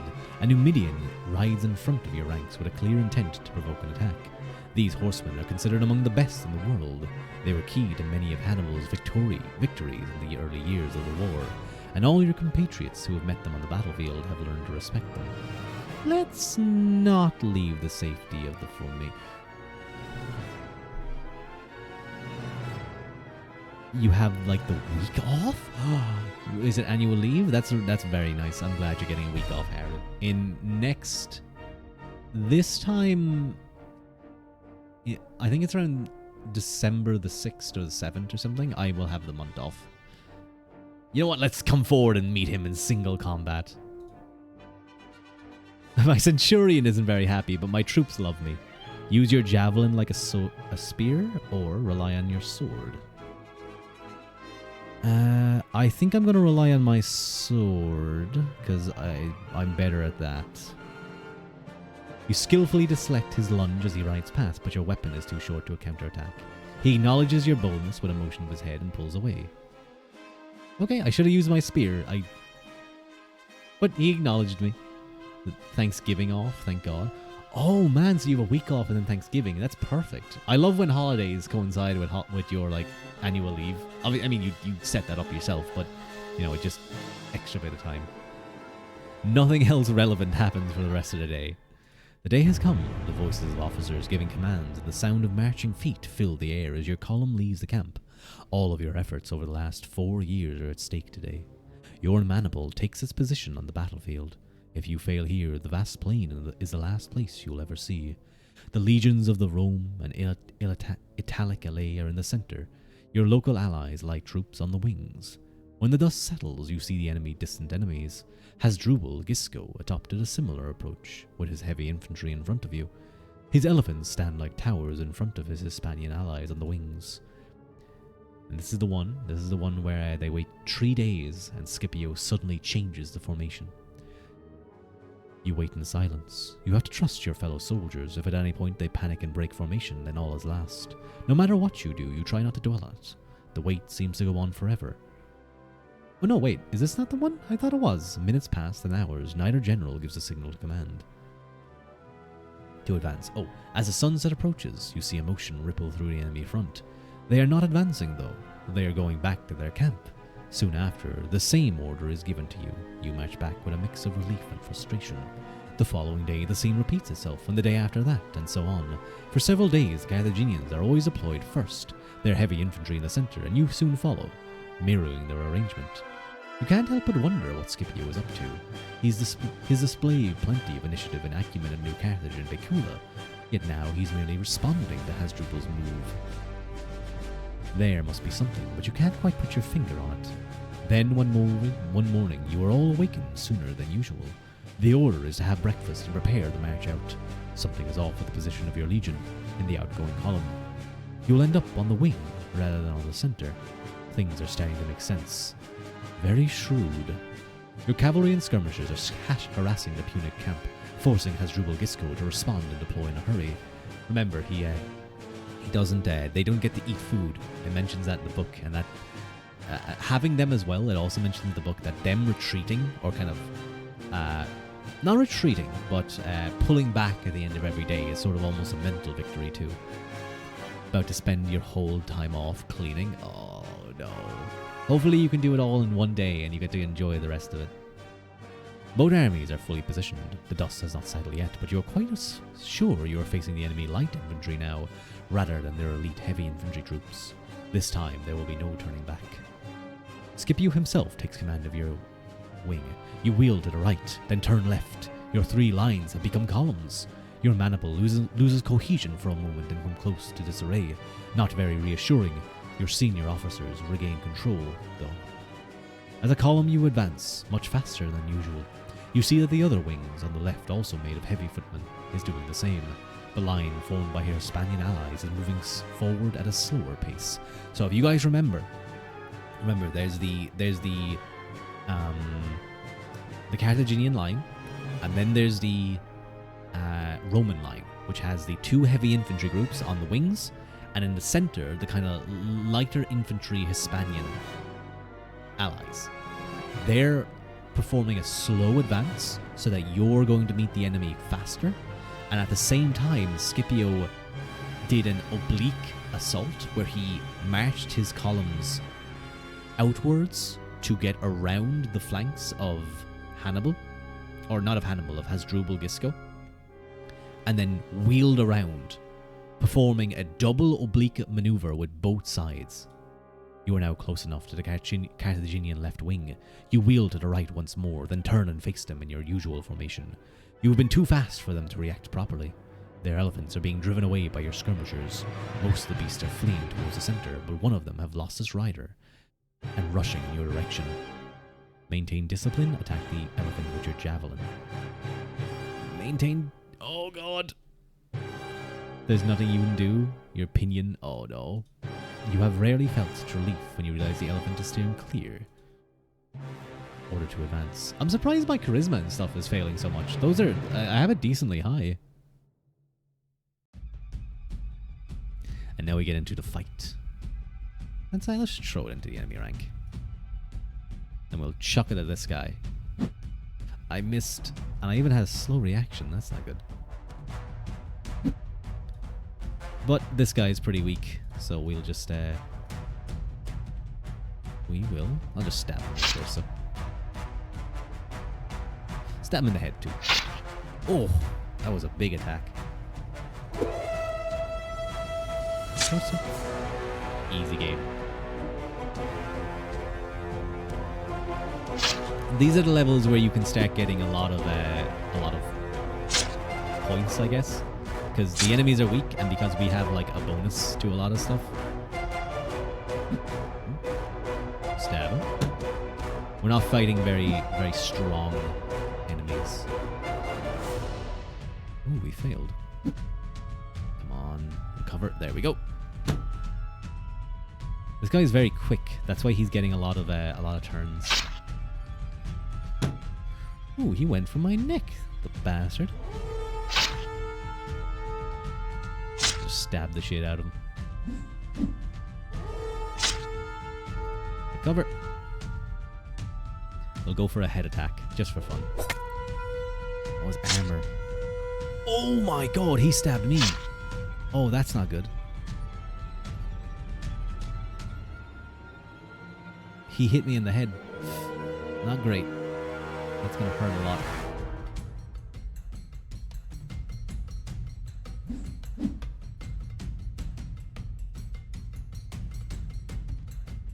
Ooh, attack. Just attack. Ah. Run through this now. I don't think... These guys aren't too tough right now. They're the light infantry.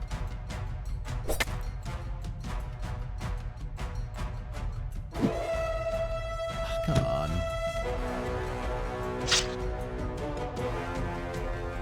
Uh-oh. Oh no.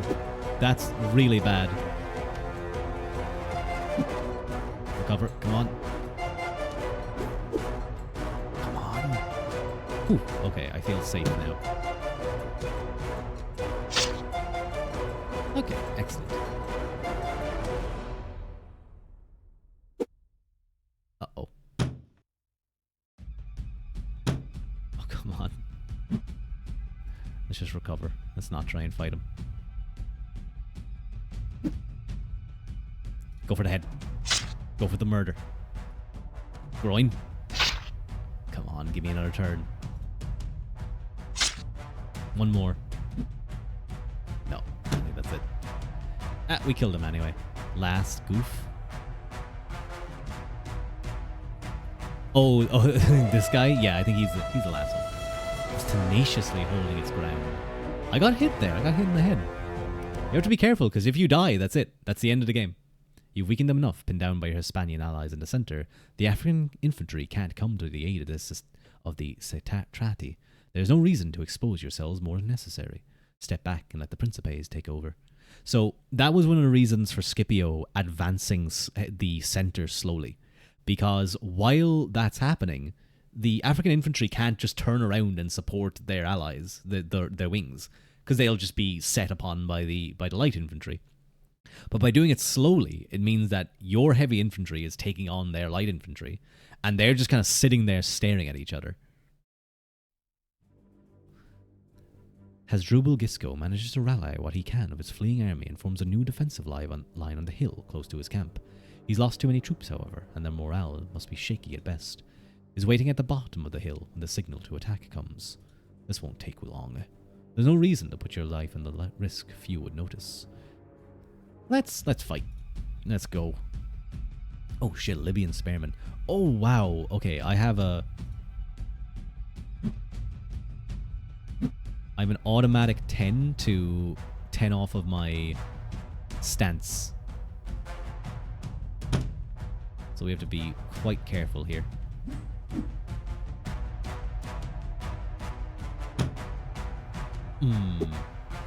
Okay. Come on. That's what I want. He's protected with his legs. Let's just go for the torso. Let's just go for the torso again.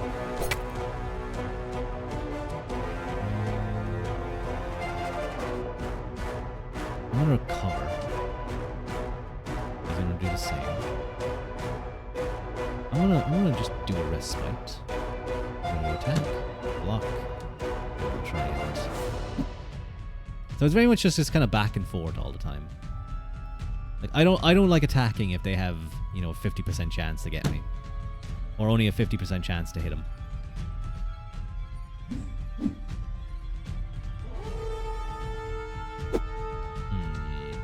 Let's recover. I do love games that allow you to just be a random soldier, or even controlling the place, like in a TF2, not TF2, sorry, what's it called? Mountain Blade Warband. I love those type of games. Try a soft spot attack. Just ooh, nice. Try one more attack. Just severely wound him. Maybe. Maybe.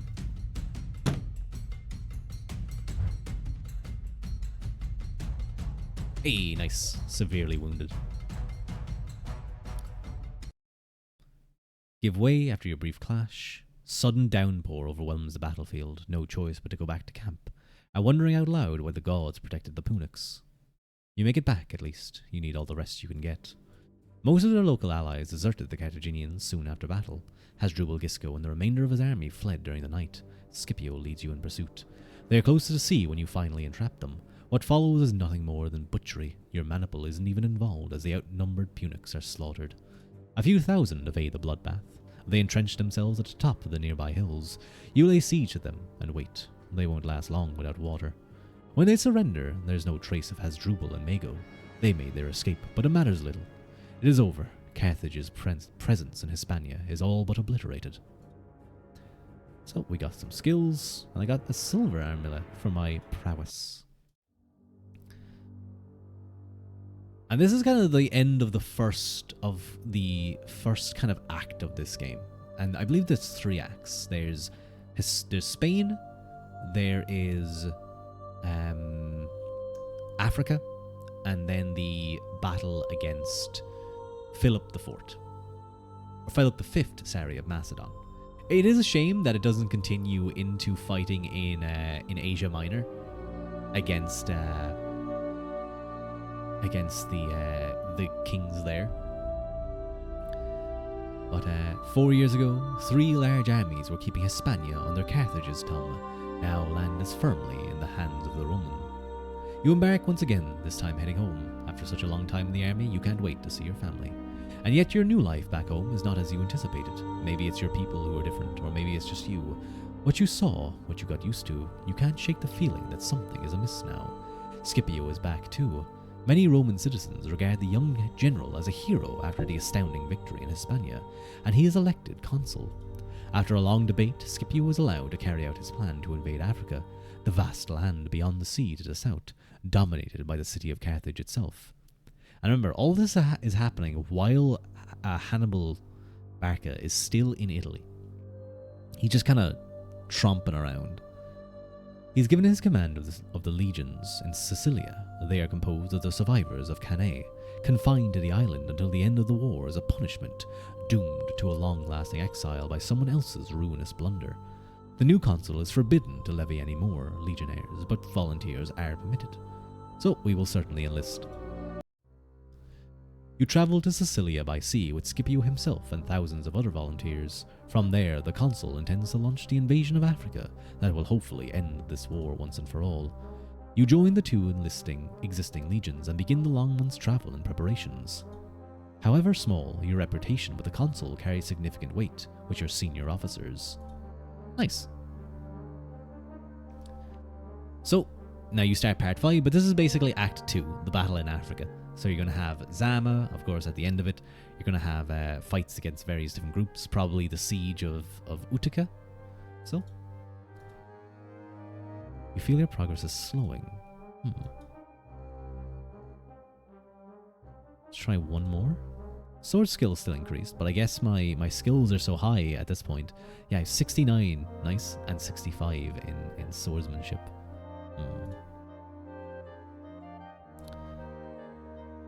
You're off. Take care, Rua. Thank you for joining, Crespian. I'm probably going to be going to bed myself soon enough.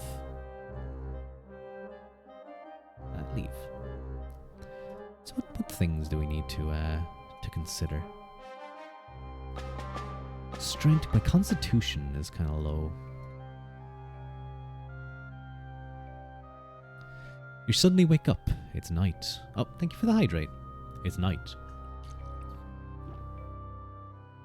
You're inside your quarters. It takes you a few seconds to become aware of your situation. There's a shadow moving close to you, carefully going through your belongings. A thief. Quickness 70. I can catch him. You take him by surprise and grab hold of him. The noise wakes up your companions, and he's soon pinned. His face looks vaguely familiar. A soldier from another maniple. You recover your money and hand him over to the guards. Okay. Oh man, I'm getting kind of lucky with some of these. I'm getting double stuff. We'll take have fun twice, because otherwise your virtue drops. We'll take what is my level? Am I still just a Tesarius? Okay.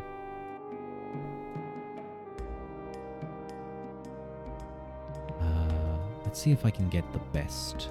I have a slim chance. Okay, it's gonna be a while before I get that. Let's just work out for a while. Like many others. So, after the Battle of Cannae, the survivors of Cannae were seen as cowards who failed to take the day. And I mean, they completely outnumbered the Carthaginians, but Hannibal was just too crafty. And they were banished. It mentioned in the text there that they were banished to Sicily, to live out their lives for the remainder of the war. Effectively, they were exiled and seen as failures.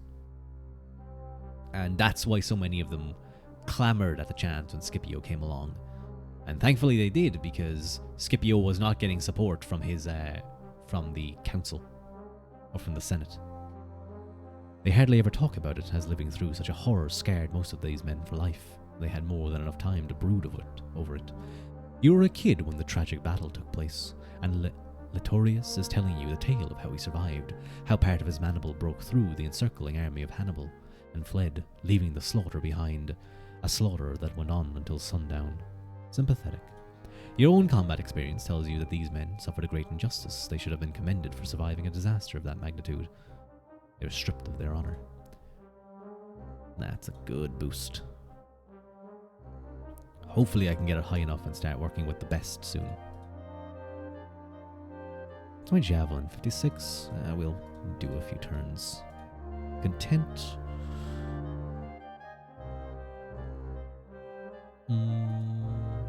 Play dice. And one more. We'll do... Good. Nice. So, next thing. 70 sword skill. Nice. Scipio's year as consul is over, but he is given proconsular authority to carry on his plans. All is ready, a large fleet. So, we read a lot. We actually had a whole, like, kind of chapter or two beforehand that was all about the trouble that Scipio faced in actually being able to carry out this plan. I thought it was a very interesting section. The kind of balance of politics. They say the journey to the north coast of Africa won't take long. Landing site near Utica. And this is kind of, the plan was to immediately set up kind of a beachhead and a center of control. A charisma 61. Let's try and cheer them up. Nice. We did. At dawn, the fog is no longer there. Later, you finally catch sight of the African coast. You land not far from the city of Utica. After spending a few days strengthening your position, you are ready to take action. Your first raids through the surrounding countryside meet little to no resistance. Eventually, the detachment of your maniple is part of comes across a modest town. Your next target is surrounded by a tall fence, although calling it a wall would be an overstatement. Let's lead the assault. This is nothing in comparison to the storming of Carthage. Before you reach the hill, the top, 2 militiamen try to stop you. Your stance is penalized by the adverse conditions. Oh man, now it's a 1v1. Well, I'm gonna target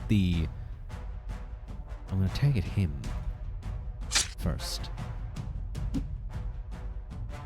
So you can see the step up in skill. And I like that this is the very first fight you have in the second act, because it's kind of like, oh shit, it's 2v1 now, and it's like, okay, yes, this game is going to step up.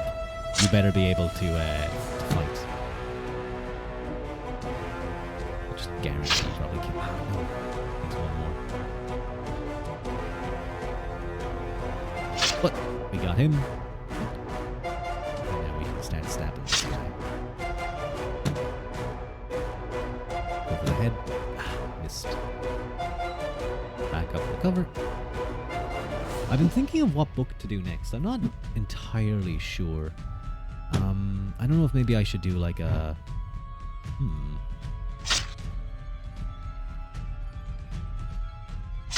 If I should do another... I'm gonna recover. I don't like being too low. Do another like philosophy book or maybe history. I feel like the history ones are interesting because they're easier to read than the philosophy ones, I find. The ease and speed with which you dispatched a militiaman is impressive. The defenders are giving way in several places. Soon, very soon, there is no resistance left. You see a couple of suitable places to start. Go into the large building in front of you, enter the large house to your right. Let's go into the house.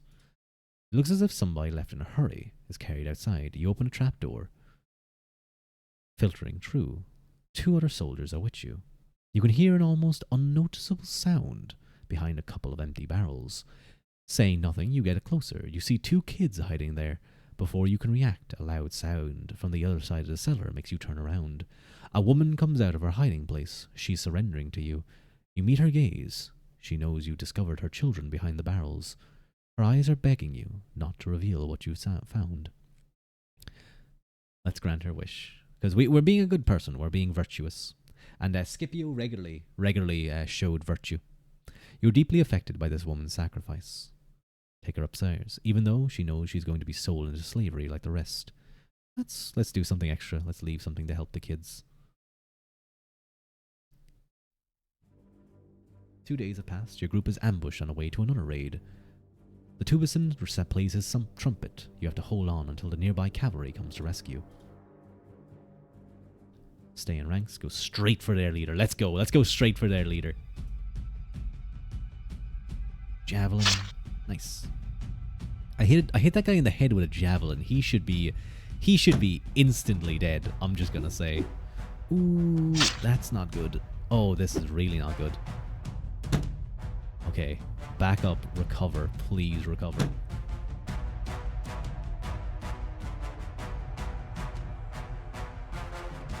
Get the last bit. Okay, he's now failed. So I'm gonna rush his ass. Oh, come on!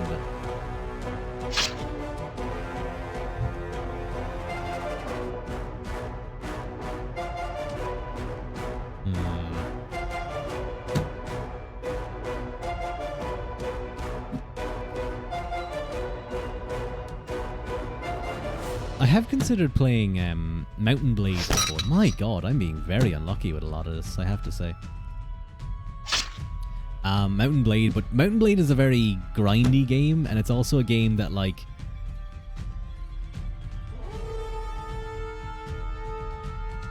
I would... I would be very angry if I lost a lot, and that can happen. Sometimes you can go into like a spiral where, because you died, you've lost your army. You can't really do anything. Stab that guy. Stab that guy again. I missed. Cover. Oh my god, he got me with a feint. Oh, that's double feint. That's not good. Come on. Recover, you bastard. There we go.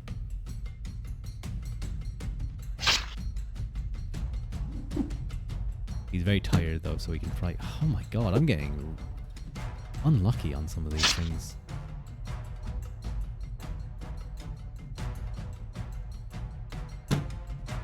Surely this should be enough to kill him. There we go, finally. There's no chance to rest. You still want to go after their leader. Let's do it. Let's go after their leader. Throw my javelin. Come on. Ah, I was really hoping I'd just get a free kill. Because that can happen in the game. You can just get a free kill.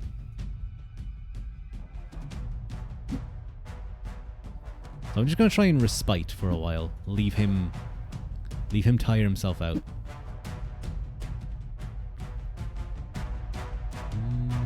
Let's go for a quick feint. That's often kind of... That is one thing that is kind of annoying. Is that often... They'll... You'll get the feint, but they'll just recover like the very next turn. And suddenly it feels like you've done nothing. Although now, it's going a lot better. Oh, I'm into the next stage of... Come on, there's like... There we go. Really needed these attacks. Again? No, I want to back up and recover.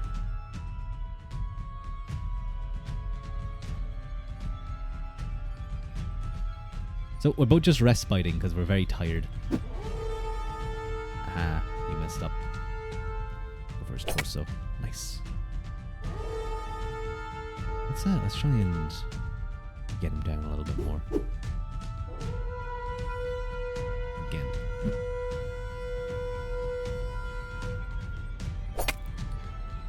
Very good. We'll back up and allow him to attack. I think I just like games where you're kind of in command. You have to make decisions and stuff. Like there's that game. What's it called? I can't remember. It's a game where you're basically a king and you're controlling an area. It's a little bit more. Ooh, look at these! I got some upgraded stuff. Nice. Definitely take that. That's just slightly better, but I'll take it. Force the enemy skirmishers. You've gained some respite, but it's not over yet. A large unit of heavy infantry is closing in on you. Keeps calling the cavalry. By gods, where are they? After you've killed the skirmishers' leader, your unit had time to position itself on more favourable ground. Yes, Your Grace. That was the name of the game I was thinking of.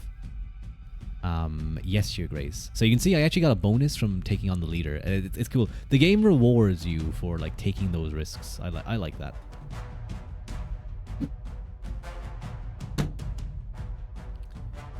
We'll just go for the torso.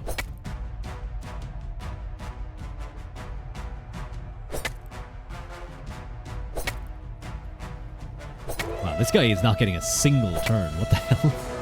I feel very bad for him. His turn got skipped like 3 times in a row.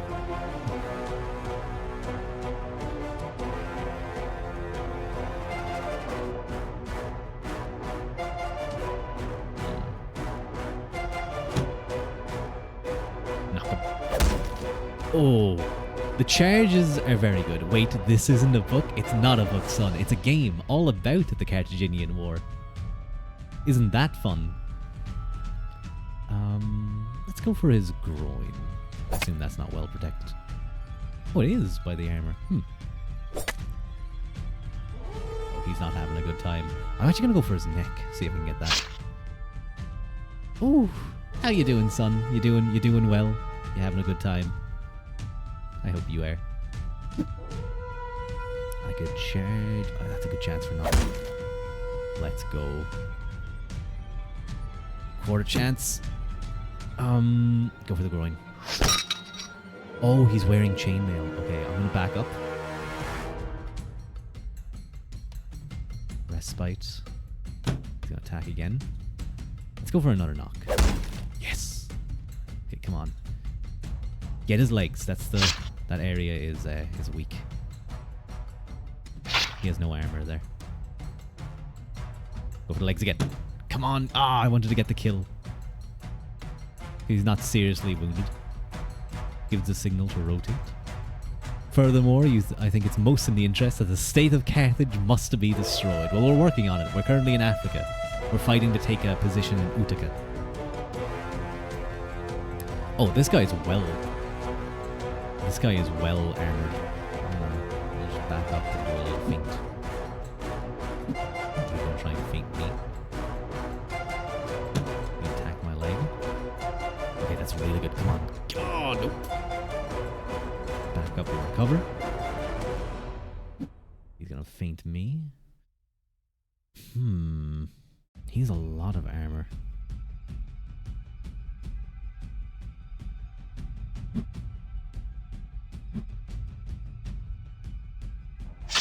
Okay, I can still hit him. Quite a bit. Yeah, his armor is not doing very well to protect him. It is kind of scary when they go for the neck, though, because like if they roll well, you're just insta-dead. Well, it's not an insta-kill, but it can definitely be close to that. I think it's better that I just attack them with the most likely thing to hit. 2 respites. And now we'll some.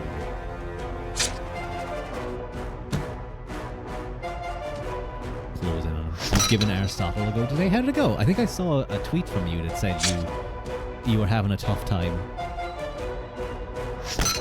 Aristotle can definitely be tricky to follow sometimes. It's very difficult on Neo. Oh. Is it just the language and stuff to follow? Because he is a lot more he's a lot more. What is soft spot again? What was the new menu? Specific works like a normal attack, except that your weapon skill has a greater influence on bypass armor chance. I'll go for that. I'll go for the groin. Oh, come on! Really?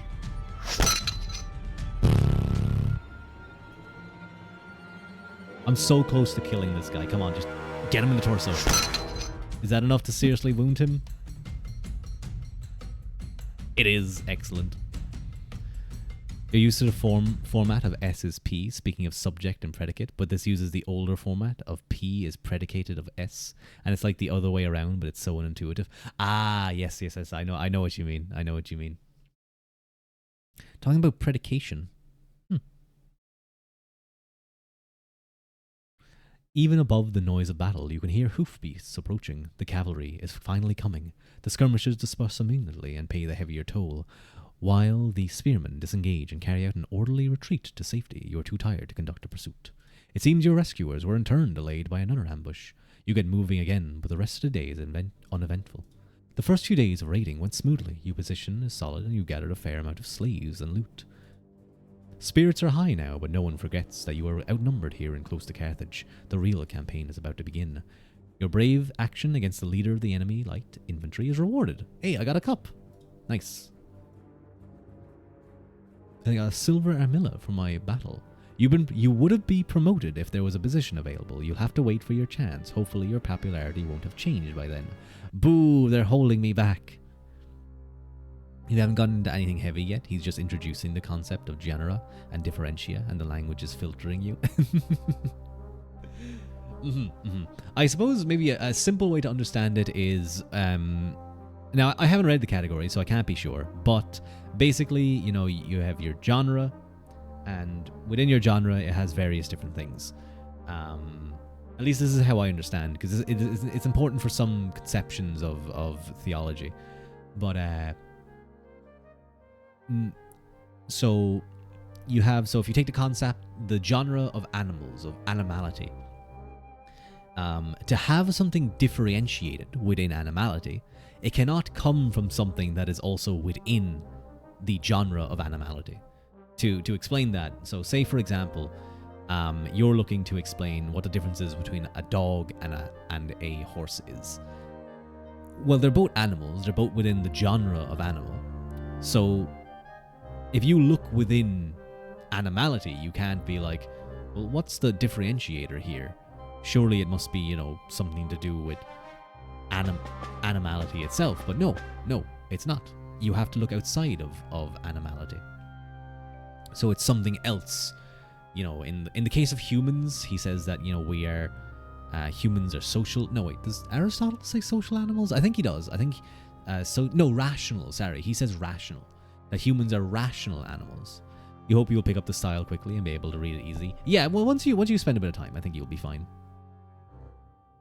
Have a good chance of success. The arrival of a precious ally has brought great enthusiasm. Massinissa! Massinissa is a Numidian tribal leader engaged in a war of succession with Syphax, the current king of his people. In exchange for Rome's support, he swore to help you against Carthage. You remember he fought against you in Hispania, apparently. Such trivialities are easy to set aside when larger concerns are at stake. The last time you read about logic, it was important to take note of that tricky nature of logic. You think you get the concept, though you're not able to put it into words so easily. Yeah, I haven't read much about logic itself. I'm not great at it. His superb horseman will be the invaluable asset. Okay, cool. What's my character looking like? Actually, I have stuff to sell. Inventory deeds. So I'm gonna sell my stuff. I'm gonna sell that. I'm gonna sell that. I'm gonna sell that. Yeah, confirm sale. I have 1,000 gold. Yeah. Things like all S is P, but you cannot infer from that all P is S. Yeah. Oh yes, I do understand why you mean that it can be very awkward to then change it around where it's the other way around, where things are predicated of things. Slowing down, you feel it's still significant room. though there's still significant room for improvement. Thread of your life is spun. The last time I did this, I didn't even get an upgrade to my mind. It just said like, "Oh, sorry, better luck next time. You're not smarter." Oh, that's fish. Nice. Ooh, okay. We just stumbled on that.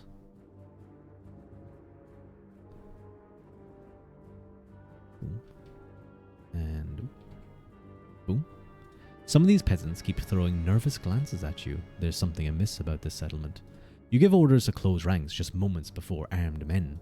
An ambush. You piece of shit. Oh, I missed my javelin. Damn it. Let me just recover. And let's stab this guy. Ooh, he got another turn. That's fine, I can just keep stabbing him. Just keep stabbing away. Oh my god! Okay. You know, that's kind of crazy. But he was too slow. Stab. There we go. Oh no, you were specifically talking about the issue of universal and particular?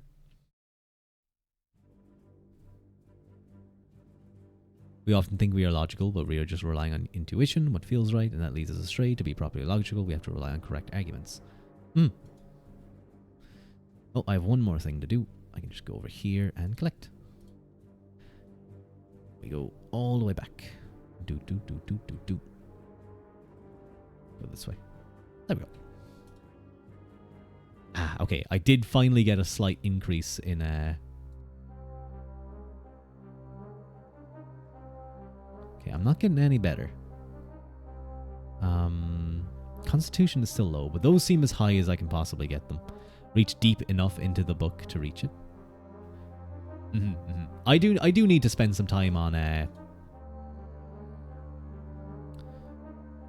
oh, I didn't mean to do that. Oopsies. I do want to spend some time very high. Very cool. Let's do some javelin. Oh, what's my javelin? Like 61? Let's try and get that up to 70. Sword and shield. The wheat ration you were given today is blatantly lighter than it should be. I'm complaining. Fuck you. You've been besieging Utica for some time, but the city is holding out promptly against your vice grip. Meanwhile, your spies report that a relief army sent by Carthage to the southeast. It is led by an old acquaintance of yours, Hasdrubal Gisco, the general you defeated near Illipad 2 years ago. He's not alone. King Syphax of Numidia has joined him with reinforcements. Their combined armies form an imposing force, even larger than yours. But there's some very fascinating things you can do with logic, such as all S is P is the same as no S is not P, or something like that. All S is P, so no S is not P. Yeah, that makes sense. Commands you to abandon the siege. You retreat to a fortified camp on an easy-to-defend promontory. Dare to attack you when you have the high ground. Hopefully, anyway. That wouldn't be good if they would attack us. Do one more. There we go. Come on. A slave bumps into you, dropping his load. Kick him for his... I'm gonna make sure he's alright. Puzzled expression on his face. He's so confused that I'm friendly with him. I'm like, don't worry about it, buddy. While playing a game with Belventius, you sacrifice one of your pawns to lure him into a trap. You feel uncomfortable for a moment if the fate of that pawn is an all too familiar reminder of your present condition. Let's share our thoughts. A pensive expression on his face. Even at his young age, Scipio was beyond doubt the greatest general ever born in Rome. But all things considered, that's just what you are. Pawns on a board. If anything, your commander is a prodigious, skilled player. The other guy's pieces have always been the ones that get wiped from the board. For that at least, you can count yourselves lucky. So many of your compatriots were not. In this war alone, the numbers by the hundreds of thousands. 1 minute later, you win the game. Belvantius raises his hands. You are too cunning a player for him. Nice. You can transform arguments into other valid logical forms and draw valid conclusions from arguments that are completely incoherent to our human intuition. And there are tried and tested strategies to achieve results, like First you obvert the proposition, then you convert it, then re-obvert it. You can guarantee the outcome with a universe. I don't know what you're talking about, son, at this point. I'm lost at that point. Ah. Well, move on. Let's go. Negotiations are taking place between Scipio and the enemy leaders. Some believe the proconsul is trying to buy time. I have seen logic writing before. It's so confusing. Few would admit it, but the combined armies of Hasdrubal and Syphax could be more than you can handle. An uneasy truce descends while both forces are encamped in the vicinity of Utica. Your patrol meets a party of Numidian foot soldiers, not friendly Numidians. These are Syphax's men. Tensions rise very quickly, but there's still a truce in place. You are leading the patrol. I'm going to make my men stand down. Never gets out of hand. Hey, everyone's impressed. Tired of trading insults and go on your separate ways. A delegation is preparing to leave Syphax's camp. You notice your centurion is dressed like the servants that accompany the envoys. Actually, you recognize several centurions from other maniples, all in the same disguise. You can't help but wonder what they're up to. Several days pass as embassies keep visiting Numidian camp. The negotiation never amounts to anything concrete. Scipio summons a war council. After sunset, his tribunes lead you out of Castra Cornelia, your large fortified encampment. The night is well underway when you are in the vicinity of the enemy positions. Part of the whole force is assigned to Lelius, Scipio's second in command. He and Massinissa will lead the attack on the Numidian camp, setting fire to the easily flammable huts. Sorry, yes, I was talking earlier about how they set fire to camps. I was thinking of the wrong fight. It's when they're in Africa and they're facing this army that they do the whole fire thing. You don't have long to wait before the first fires appear and quickly spread through the large camp of Syphax. Even from here you can perceive disaster befalling your enemies. Many Carthaginians leave their camp and hurry towards their allies' position, probably not realizing what is really happening. You intercept them. They are unarmed and disarray. The butchery begins. This is no different than what Hannibal did to your compatriots at Lake Trasimene. Part of your mind keeps saying that. Why do you feel so sick then? In that case, my virtue was so high that I lost morale. The first wave is soon obliterated. First wave. There was men rushing to aid their Numidian allies. The gates are left unattended and you break into the camp. Before you set fire to nearby cabins, a bunch of spearmen try to bring you to a halt. You fall upon them like hungry wolves. And that's a really high chance to just kill this guy instantly. Okay, not instantly, but I hit him in the neck with a javelin. That guy should be insta-dead.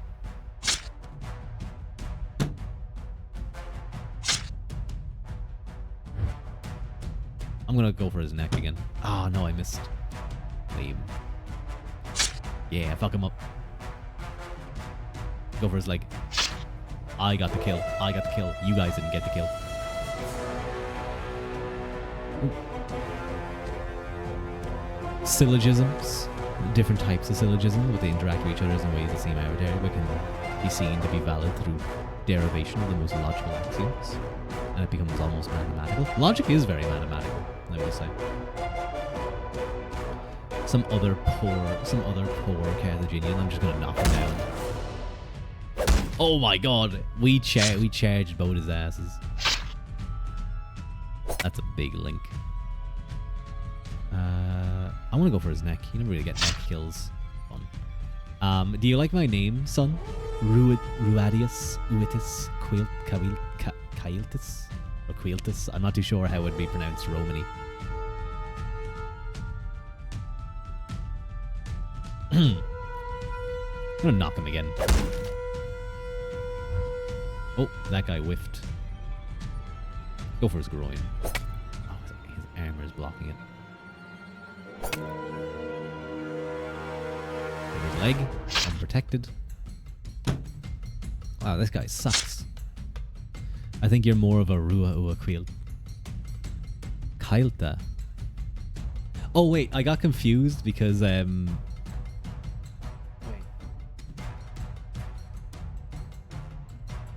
because it doesn't have the fodder. I don't know if you can even do that on your keyboard. We click Alt A, E, I to add the thingy. But there could also be some Latin joke in there that I don't understand.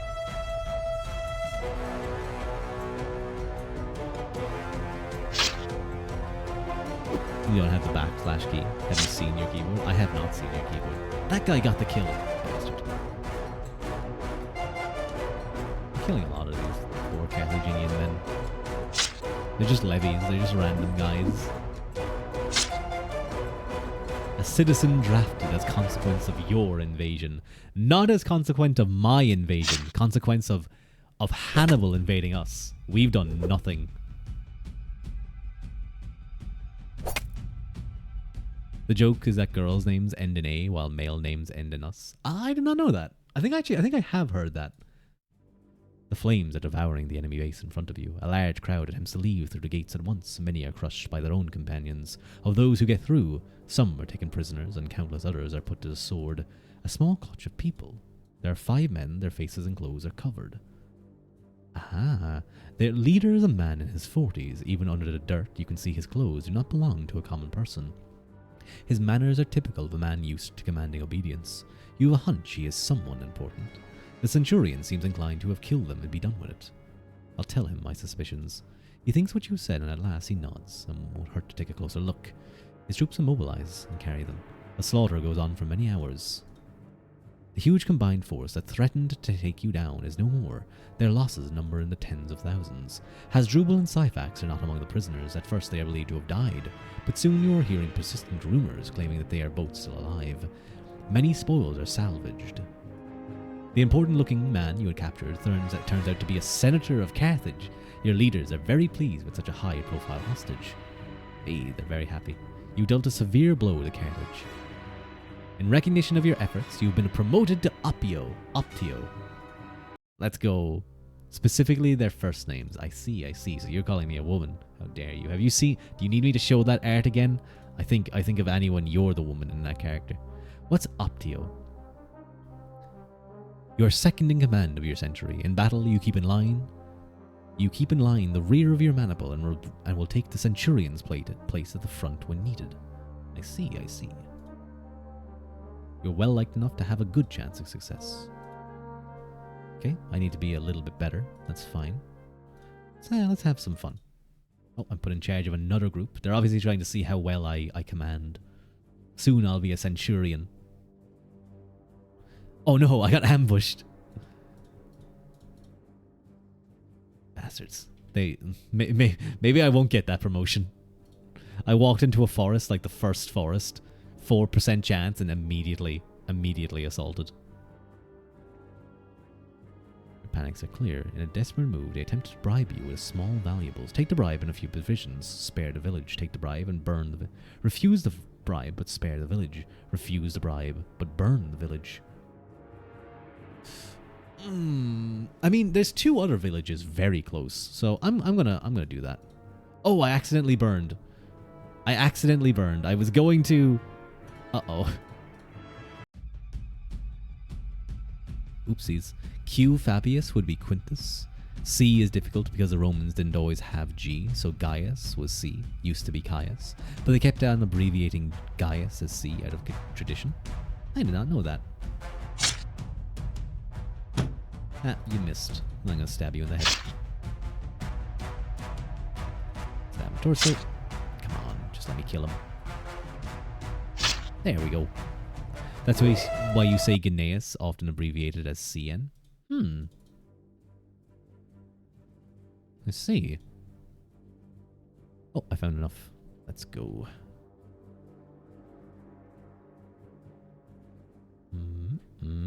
There we go. My awareness is a little bit better. That's good. During today's sparring lesson, Lucius Junius is willing to bet 5 denarii against anyone who's inclined to challenge him. He's a standard bearer and an exceptional swordsman. 2 soldiers step forward, and after a measuring look, Junius decides to fight them both at the same time. The ease with which he defeats them is unsettling. At the beaten challengers step out. Let's go, let's try it. That he won't hold back just because he outranks him, you expect nothing less. Go on the defensive. I'm gonna go on the offensive. Oh shit. You've lost. I just immediately lose. Okay, game. Oh, well, that was... I didn't get much level up. Hasdrubal has managed to convince Syphax not to give up in the war effort. has also raised another levy of soldiers. They were joined by 4,000 battle-seasoned Celtiberians. Once again, Scipio leads you away from the Battle of Utica. Leaving enough forces behind to maintain the ongoing siege, you come in sight of the enemy within days. You might make camp on the hill a few miles from theirs. Save for the Celtiberian Scutari, you are not worried about what is to come. Nobody doubts that at the end of the upcoming battle, Carthage will be one step closer to capitulation. You volunteer. Okay, last time I volunteered to scout, it went very bad. Let's see if this one can do a little bit better. Publius Arius. Apart from the occasional bit of local fauna. Looks very young and nervous. I'll scare him off. There we go. Return to your camp. Okay, not much happened. A large skirmish flares up. Lead your cavalry to harry the Punics and their allies. At first you are holding the ground in support of the more mobile forces, but closing ensures as the enemy launches a counterstrike. Light infantry is harassing your left flank, pinning you down. Ahead of your right, you notice a group of retreating velites. They are in serious trouble. One of them lies on the ground, a grievous leg wound preventing him from fleeing. Two of his companions are desperately trying to hold off 5 Numidian foot soldiers. They're about to succumb. Let's go save them. And the game is like, okay, if you're going to do this, it might not go well for you. That guy is very bad. That guy's very bad. That guy's decent, but he's tired as well, so I'm gonna go for this guy. Javelin to the face, come on! Okay, I hit him. I hit him at least. Let's see if we can kill this guy quickly, because they're all gonna attack me. To the head, come on. Oh, so close. He's gonna recover.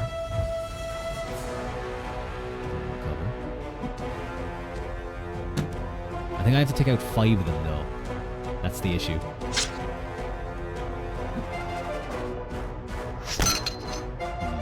I'll step back and try and recover.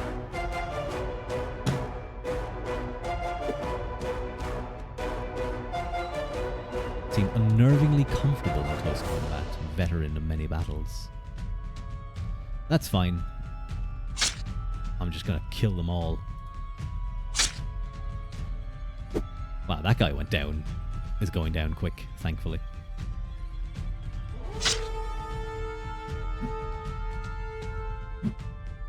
I've tried this before and I very quickly died. But this time it's going decently, it seems. Oh, that's not fair. M. Grippa LF Costerium Fissi. I have no idea.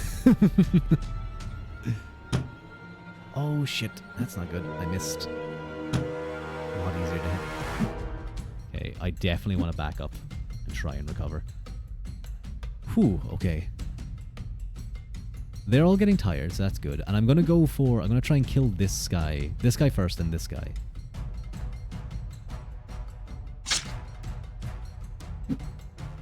Because this guy is getting tired, and I think he'll be like tired by the time I kill the other two.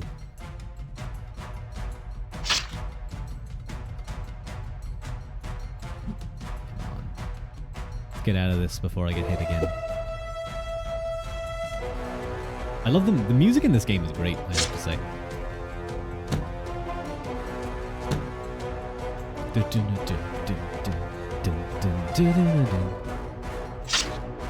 Oh, so close.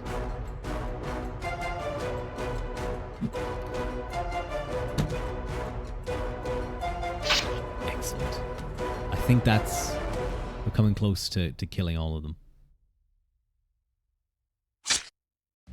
I hope I'm not going to be wrecked for the next fight, though. That would be unfortunate. Anytime I miss, I'm uncomfortable. But he's actually lower down than me.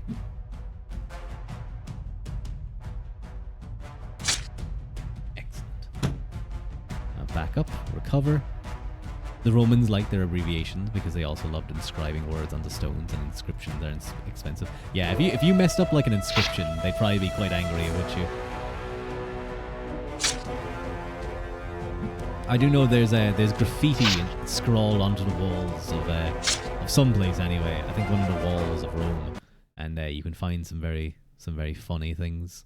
There must have been survivors of the fires near Utica. They sure weren't green recruits. 2 of Velites are dead. The one with a leg wound is the sole survivor. Shocked partly because of their demise and partly because of what you did. Something that is lost in the noise of the battle. There's no time to waste. You carry him on your shoulders. Oh, you make it just in time before you are run over by a Carthaginian horseman. Name is Ovidius. Ovidius thanks you profusely, saving his life. Okay, now everyone loves me.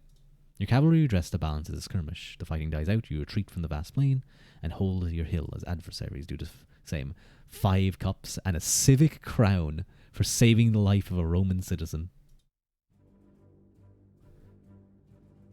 You regain 2 points of health. I think I took 4. On the second, your maniple is called to move down once again. Opposite you, there's a unit of Celtiberian mercenaries. They haven't seen much action until now, but even in the few clashes they have been involved in, they are proved to be high-quality troops, even better than the average professional. Hasdrubal Gisco managed to secure their help even in the Roman-controlled Hispania is a testament to his brilliant organizational skills. You really wish you could find pictures of the original graffiti, so you could see it for yourself, but search engines have not been kind. Aww. No need to risk your neck for another skirmish. What? Why can't I fight him? What the fuck? Is it because I'm slightly hurt? That's annoying. I wanted to fight this guy. But I guess because I saved the guy, it's like, whatever. This time both armies are fully deployed. You stand in the center with the bulk of the heavy infantry. The Hastati form a line in front of you. Oh, this time we're Principes. Laelius commands the Italic cavalry on your right. He faces Syphax's Numidians. Their cavalry has been greatly reduced after the surprise attack near Utica. Their infantry is mostly composed of hastily recruited peasants. Your left wing is under Massinisa's control. His own Numidian cavalry is facing Hasdrubal's right wing, composed of Carthaginian horsemen. Having seen Massinisa's men in action, you don't envy the Punics. You did get lucky and found a website that catalogued and tagged thousands of examples of Greek pottery. Every image has a year of creation, and a given painter, the characters and themes, and even location. That's really cool. That's really cool. Really cool. You'd use that for all of your like that lovely art that you made of me and you, which I love, by the way. I love that. I might even make that like I wonder if I could make that. I wonder could I make that the background of my small screen. I assume I can. You can't see what's happening, but eventually they retreat and your line replaces them in the front. You can't be sure, but in the distance it seems your cavalry is pushing back the opposite wings. This battle will not last much longer. Well, let's go fight the Celtiberians. How's my skill looking into Javelin? I'm going to try and pick off a specific target. Aha, I got him. Javelin to this veteran. Nice. I'm going to allow him to attack me first. Oh, he's going to try and feint me. And he actually succeeded. There we go. That should be enough. Nope, I missed. I like that you added... That's really funny to me. You added the bracket. Where's it? Oh, arms also increase. Come on. Okay. I'm in a good position. Go for torso. Come on, let me kill this veteran. Veteran? It's part of 4,000. Cracked. He's fucking cracked. This guy's cracked, but now he is dead. His life to cataloguing Basiles. Greek pottery and the reason who are aware of specific artists. Wow. To close your brackets. That's very impressive. Very cool. We do love the people with intense autism for things we all love. Oh, he just got to attack and like immediately. That's not fair.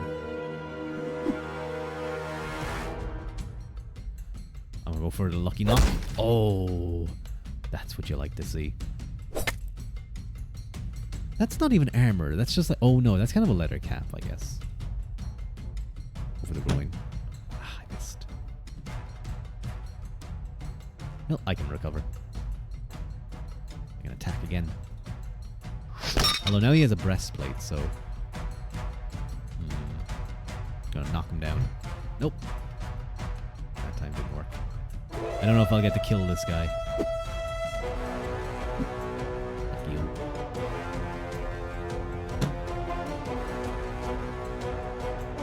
I'm going to go for groin. Yes! Big hit on the groin. Again? Oh my god, come on. Torso. Let's go.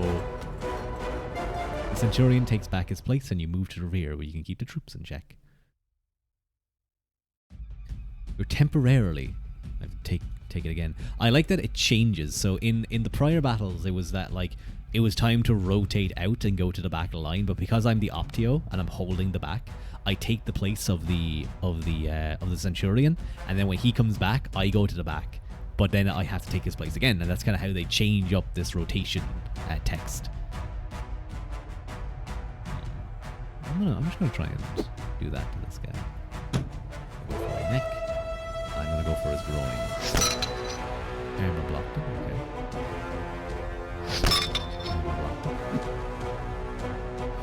Leg?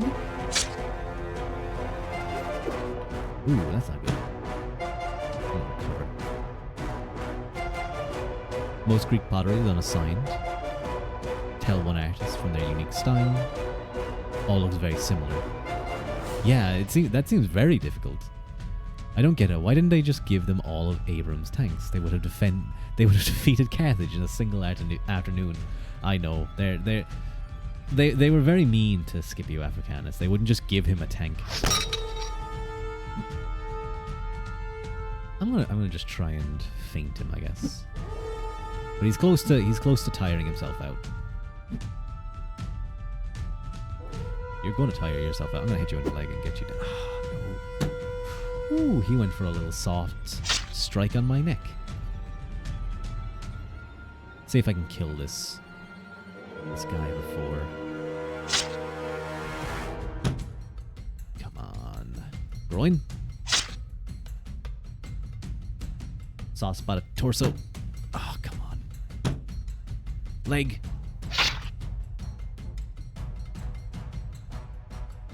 Personally, I would have just given all of Scipio Africanus's groups, like, machine guns.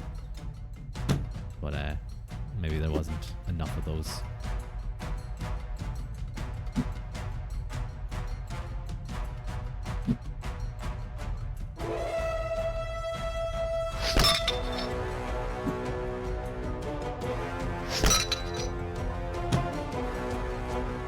Okay. Despite holding their ground, they're holding still. The Scutari are resisting, one might almost say heroically. Everyone else in their army gave way. With nowhere else to flee to this foreign land, no chance to obtain pardon from Scipio, they fight to the last man as they are surrounded and exterminated. Their sacrifice gives part of the enemy the opportunity to escape. When you are ransacking the enemy camp, you notice 2 soldiers of your maniples stealing and keeping stuff for themselves. Now, I'm reporting their ass, fuck you. It's a capital crime. Uh-oh. They're gonna be court-martialed. Oh no. I think they're gonna be dead. Syphax has fled and is heading to his kingdom with the remnants of his army. Hasdrubal is going back to Carthage. Laelius and Massinissa are sent to face after the Numidian king. They take a large cavalry force and many light troops. Your legion stays with Scipio. Carthage no longer has an army that can face you in pitched battle. Actually, there is one. Right now, it is camped in Italia. It's been there for the last 15 years. Hannibal's. Fighting in a real battle has sharpened your skills. Silver Amelia, you've been promoted. You would be promoted if there was a position available. Hopefully your popularity won't have changed by then. Am I going to become a centurion? But I think I can now start training with the high likelihood of success. The part of the country is at the mercy of Roman legions. Several cities surrender without a fight. Not every city, though. There's one in front of you stands directly against your besieging army. Today you will storm the city walls. Wherever you look, men are working building ladders. I'm going to have my say. You should stay behind and monitor the situation from the rear while the troops... I'm going to ask the Centurion permission to join the assault. Has high opinion of you. He says he admires your fighting spirit and will allow you to storm. You advance towards the city.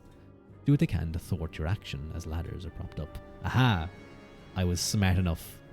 You do like how modern Greece and Rome are sometimes. They didn't just go to war on the whim of a king. They had to present their case to the Senate and persuade people that it was worth wasting public money on. I will say, I'm sure like the kings... Now, yeah, obviously places like Macedonia definitely were very much at the whim of the king. But in the case of Philip II, I mean, you would want to be at his whim. But I'm sure it was the same where like they probably heavily discussed things. But obviously with a larger group, with the Senate the way it was definitely more control. The first man over the wall, go to collect those crowns. Yes, actually, and this is a game, will receive a mural crown, one of the most highly regarded. You're not in charge of the maniple, making it on your own will be even more difficult. You may decide to help your centurion. Go for the moral crown. No, I'm gonna go for it. Fuck it. Climb at breakneck speed. How's my quickness? 73? That's not bad. Let's go. You're so quick and nimble, they can't take aim from the ramparts. You almost reach the top. A bunch of defenders are ready to repel you. Let's go. Murus means wall. It's where we get the word mural from. Cool. I'm going to kill the militiamen first. Oh, wow. These guys are kind of weak. I say as I miss.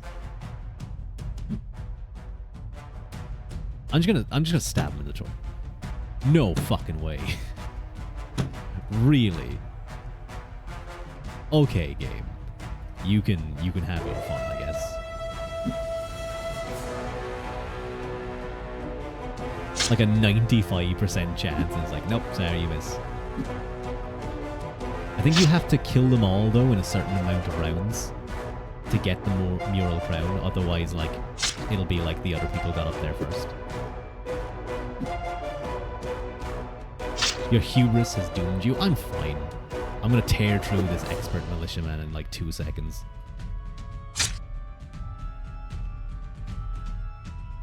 Oh no, there's another one. Come on, Torso. Torso's never failed me. Oh, that's so close. And he succeeded as well. Ooh, that was a... Try and recover. Failed that one. Come on. There we go. Let's go for this one. Go for the head. Come on, it's like an 80% chance. Ooh, they're getting my stance down quite a bit. I don't know if I'm fast enough. I think I should just be going for like very high likelihood. I'm just gonna tear through these guys, no biggie. You sure that's what Varus thought? Well, I am actually tearing through these guys. But Varus was a little bit of a silly guy. Oh, that guy got stabbed in the groin for 20 health. That sounds like it was painful.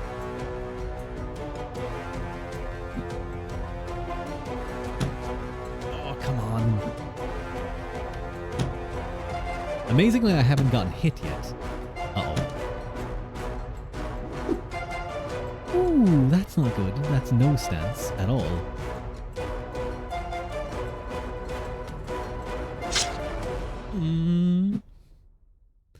He had 3 legions. It'll be fine. It should have been fine. It really should have been fine.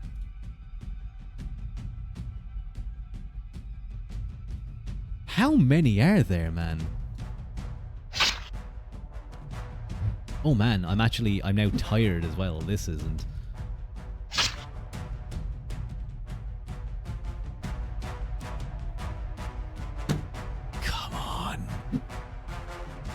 Come on. Varus, give you back your legions?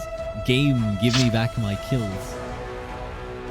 Oh, this guy is kind of tough, actually. I'm gonna recover. Uh-oh. Oh god, he... Zero stance and going for the neck. That's a little scary. That motherfucker hit me. Do I know Toma Tengu? You told me about this person before. Wait, you have, haven't you? I just got like a flashback. Wait, hang on. Wait, I'm a little bit concerned. Did I just get like deja vu? Have I dreamt of this situation? That's happened to me before, I will say. I don't know if it's your memory or I'm the one that's going insane. Because sometimes I have had moments where I'm like, I have definitely dreamt of this. Come on. There we go. Was I fast enough? 39 rounds. You look around. No one else has made it to the top. You're the first. I'm the best. He's very He's very smug, condescending. You hope he will like it. You're trying to draw him. Ah, very nice.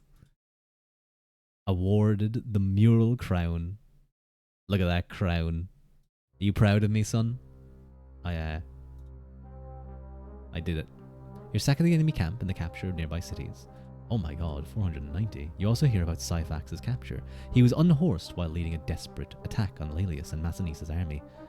Carthage has lost its most valuable ally. Let's do a little bit of a search for something. Gladius Hispania 2. What? My one I think is better, although it has slightly higher. Yeah, mine is definitely better. Thracian helm, Etruscan Corinth helm. I think this might be worth it, although only 13 damage protection.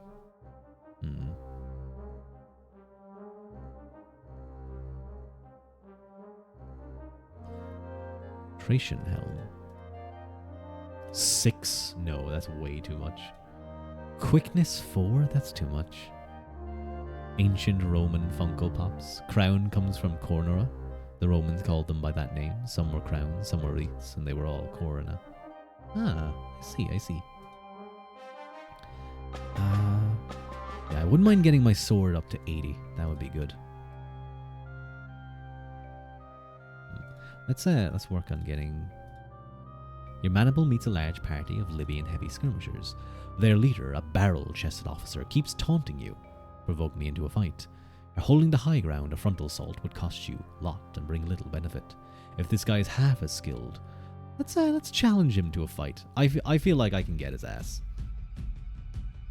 Oh, he has an axe. This guy has an axe. Uh-oh. I missed. Uh-oh. My hubris. My hubris. My hubris. There's no such thing as my hubris. There. Oh. There's no such thing as my hubris. Come on. Can I do a little bit more damage to him, please? What is... Oh. What does he currently have? He has reinforced linen. I'm gonna go for his legs again. Because getting his legs, if I can... The game's still going, yeah. And we haven't died yet, actually, which is pretty good. Pretty good, I have to say. Okay, I won't charge him because he will probably defeat me. He's very strong. The giant brute with an axe is not to be challenged one-on-one. I don't know, I seem to be kicking his ass right now. And he's into second stage of tiredness. But hello, laughs a lot. Welcome back. We're beating the shit out of this guy. He thought he was hot shit. And now he's, I think he's regretting his decision. I'm even going to knock him down. Okay, he resisted it. He is a strong man, I suppose. I'm going to come up against one of the later, like, late game enemies, and I'm going to get destroyed. I had one of those before, like, I was doing really well. Like, I was, like, winning everything. And, then suddenly one guy came along, I challenged him to a fight, and he just beat me from pillar to post. Just keep respiting, it's fine. He got me. Okay, let's... Come on, deft. Nope, missed that one. Failed 2 greater than 50%. That's this game in a nutshell, I have to say. That was good, though. Oh, come on. Sometimes this does happen though in the game. It just starts to be like constantly trying to wait for them to attack. Hopefully they don't stab you in the chest. I'm gonna go for a deft. There we go. I think this could be it. Come on. There we go. I think I have it. Reinforced linen. How does that compare to what I have? 190. 190. My short chainmail has better damage protection, but not as good anti-armor resistance. They're both very good quality, actually. That's a hard one. What about this? How good is this? My hat is better, but this provides greater coverage. Slightly lower. Now, you know what? I think I'm in shock before collapsing. The spearmen are devastated by the loss of their bold leader. Retreat in silence. Nice.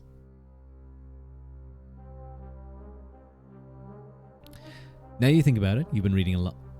I've been reading. You should just do a Discord watch of LOTGH, Lord of the... Wait, what? If you haven't already watched it, the author is a historian and comments on the lessons. Could you write that out in full? Lord... No, I'm thinking of Lord of the Rings. I actually think I have to be up very early. Anime legend. Oh, of the galactic heroes. Okay, I see. I will definitely consider that. But I'm actually going to end it here because I have to be up very early. So hang on a moment. Let me jump back over here. Where'd I go? There I am. But yeah, I'll check that out. I might do a Discord watch along. That would be fun. I haven't done one of those before. You think it'd make a great Discord thing because you can imagine having lots of comments on it throughout. I will consider that.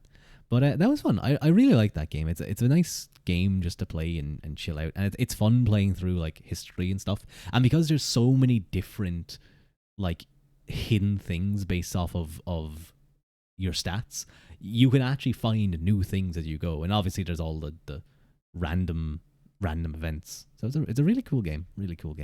But thank you all for joining. It was very nice to have all of you. Who is live right now that we could raid into? Ooh, you know what? You know who we're going to raid into? We're going to raid into Aquamog. And that's because they raided me a little while ago. A little bit ago. So we're going to raid into them. They're currently live. What are they doing? Oh, Lapis is in there too. Yay. They have a really nice model. I love the coloring and the horns as well are great. The blue on the back of the horns and the way it curves around like a goat's horn, that's great. And you might like the character, son, because tight clothing. Wait, hang on. Did I accidentally stop that? Oh yeah, I did. You're already raiding? Okay. I'm going to raid. I don't know when the raid is happening. But still no push-ups. I actually completely forgot about that. I'm gonna have to. I will change that as I end stream. Rua is giving up all physical fitness. Now he only gremlins. No, I'm still going to the gym, son. I'm still a strong boy. I promise. But I will activate the push-ups.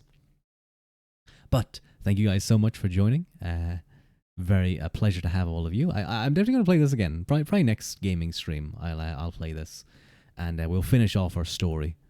I assume so. Anyway, we still have another whole act to do as well. We have to fight Hannibal in the Battle of Zama. Who knows how that's going to go?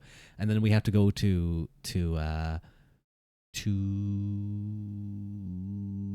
Greece. We have to go to Macedonia to fight them. But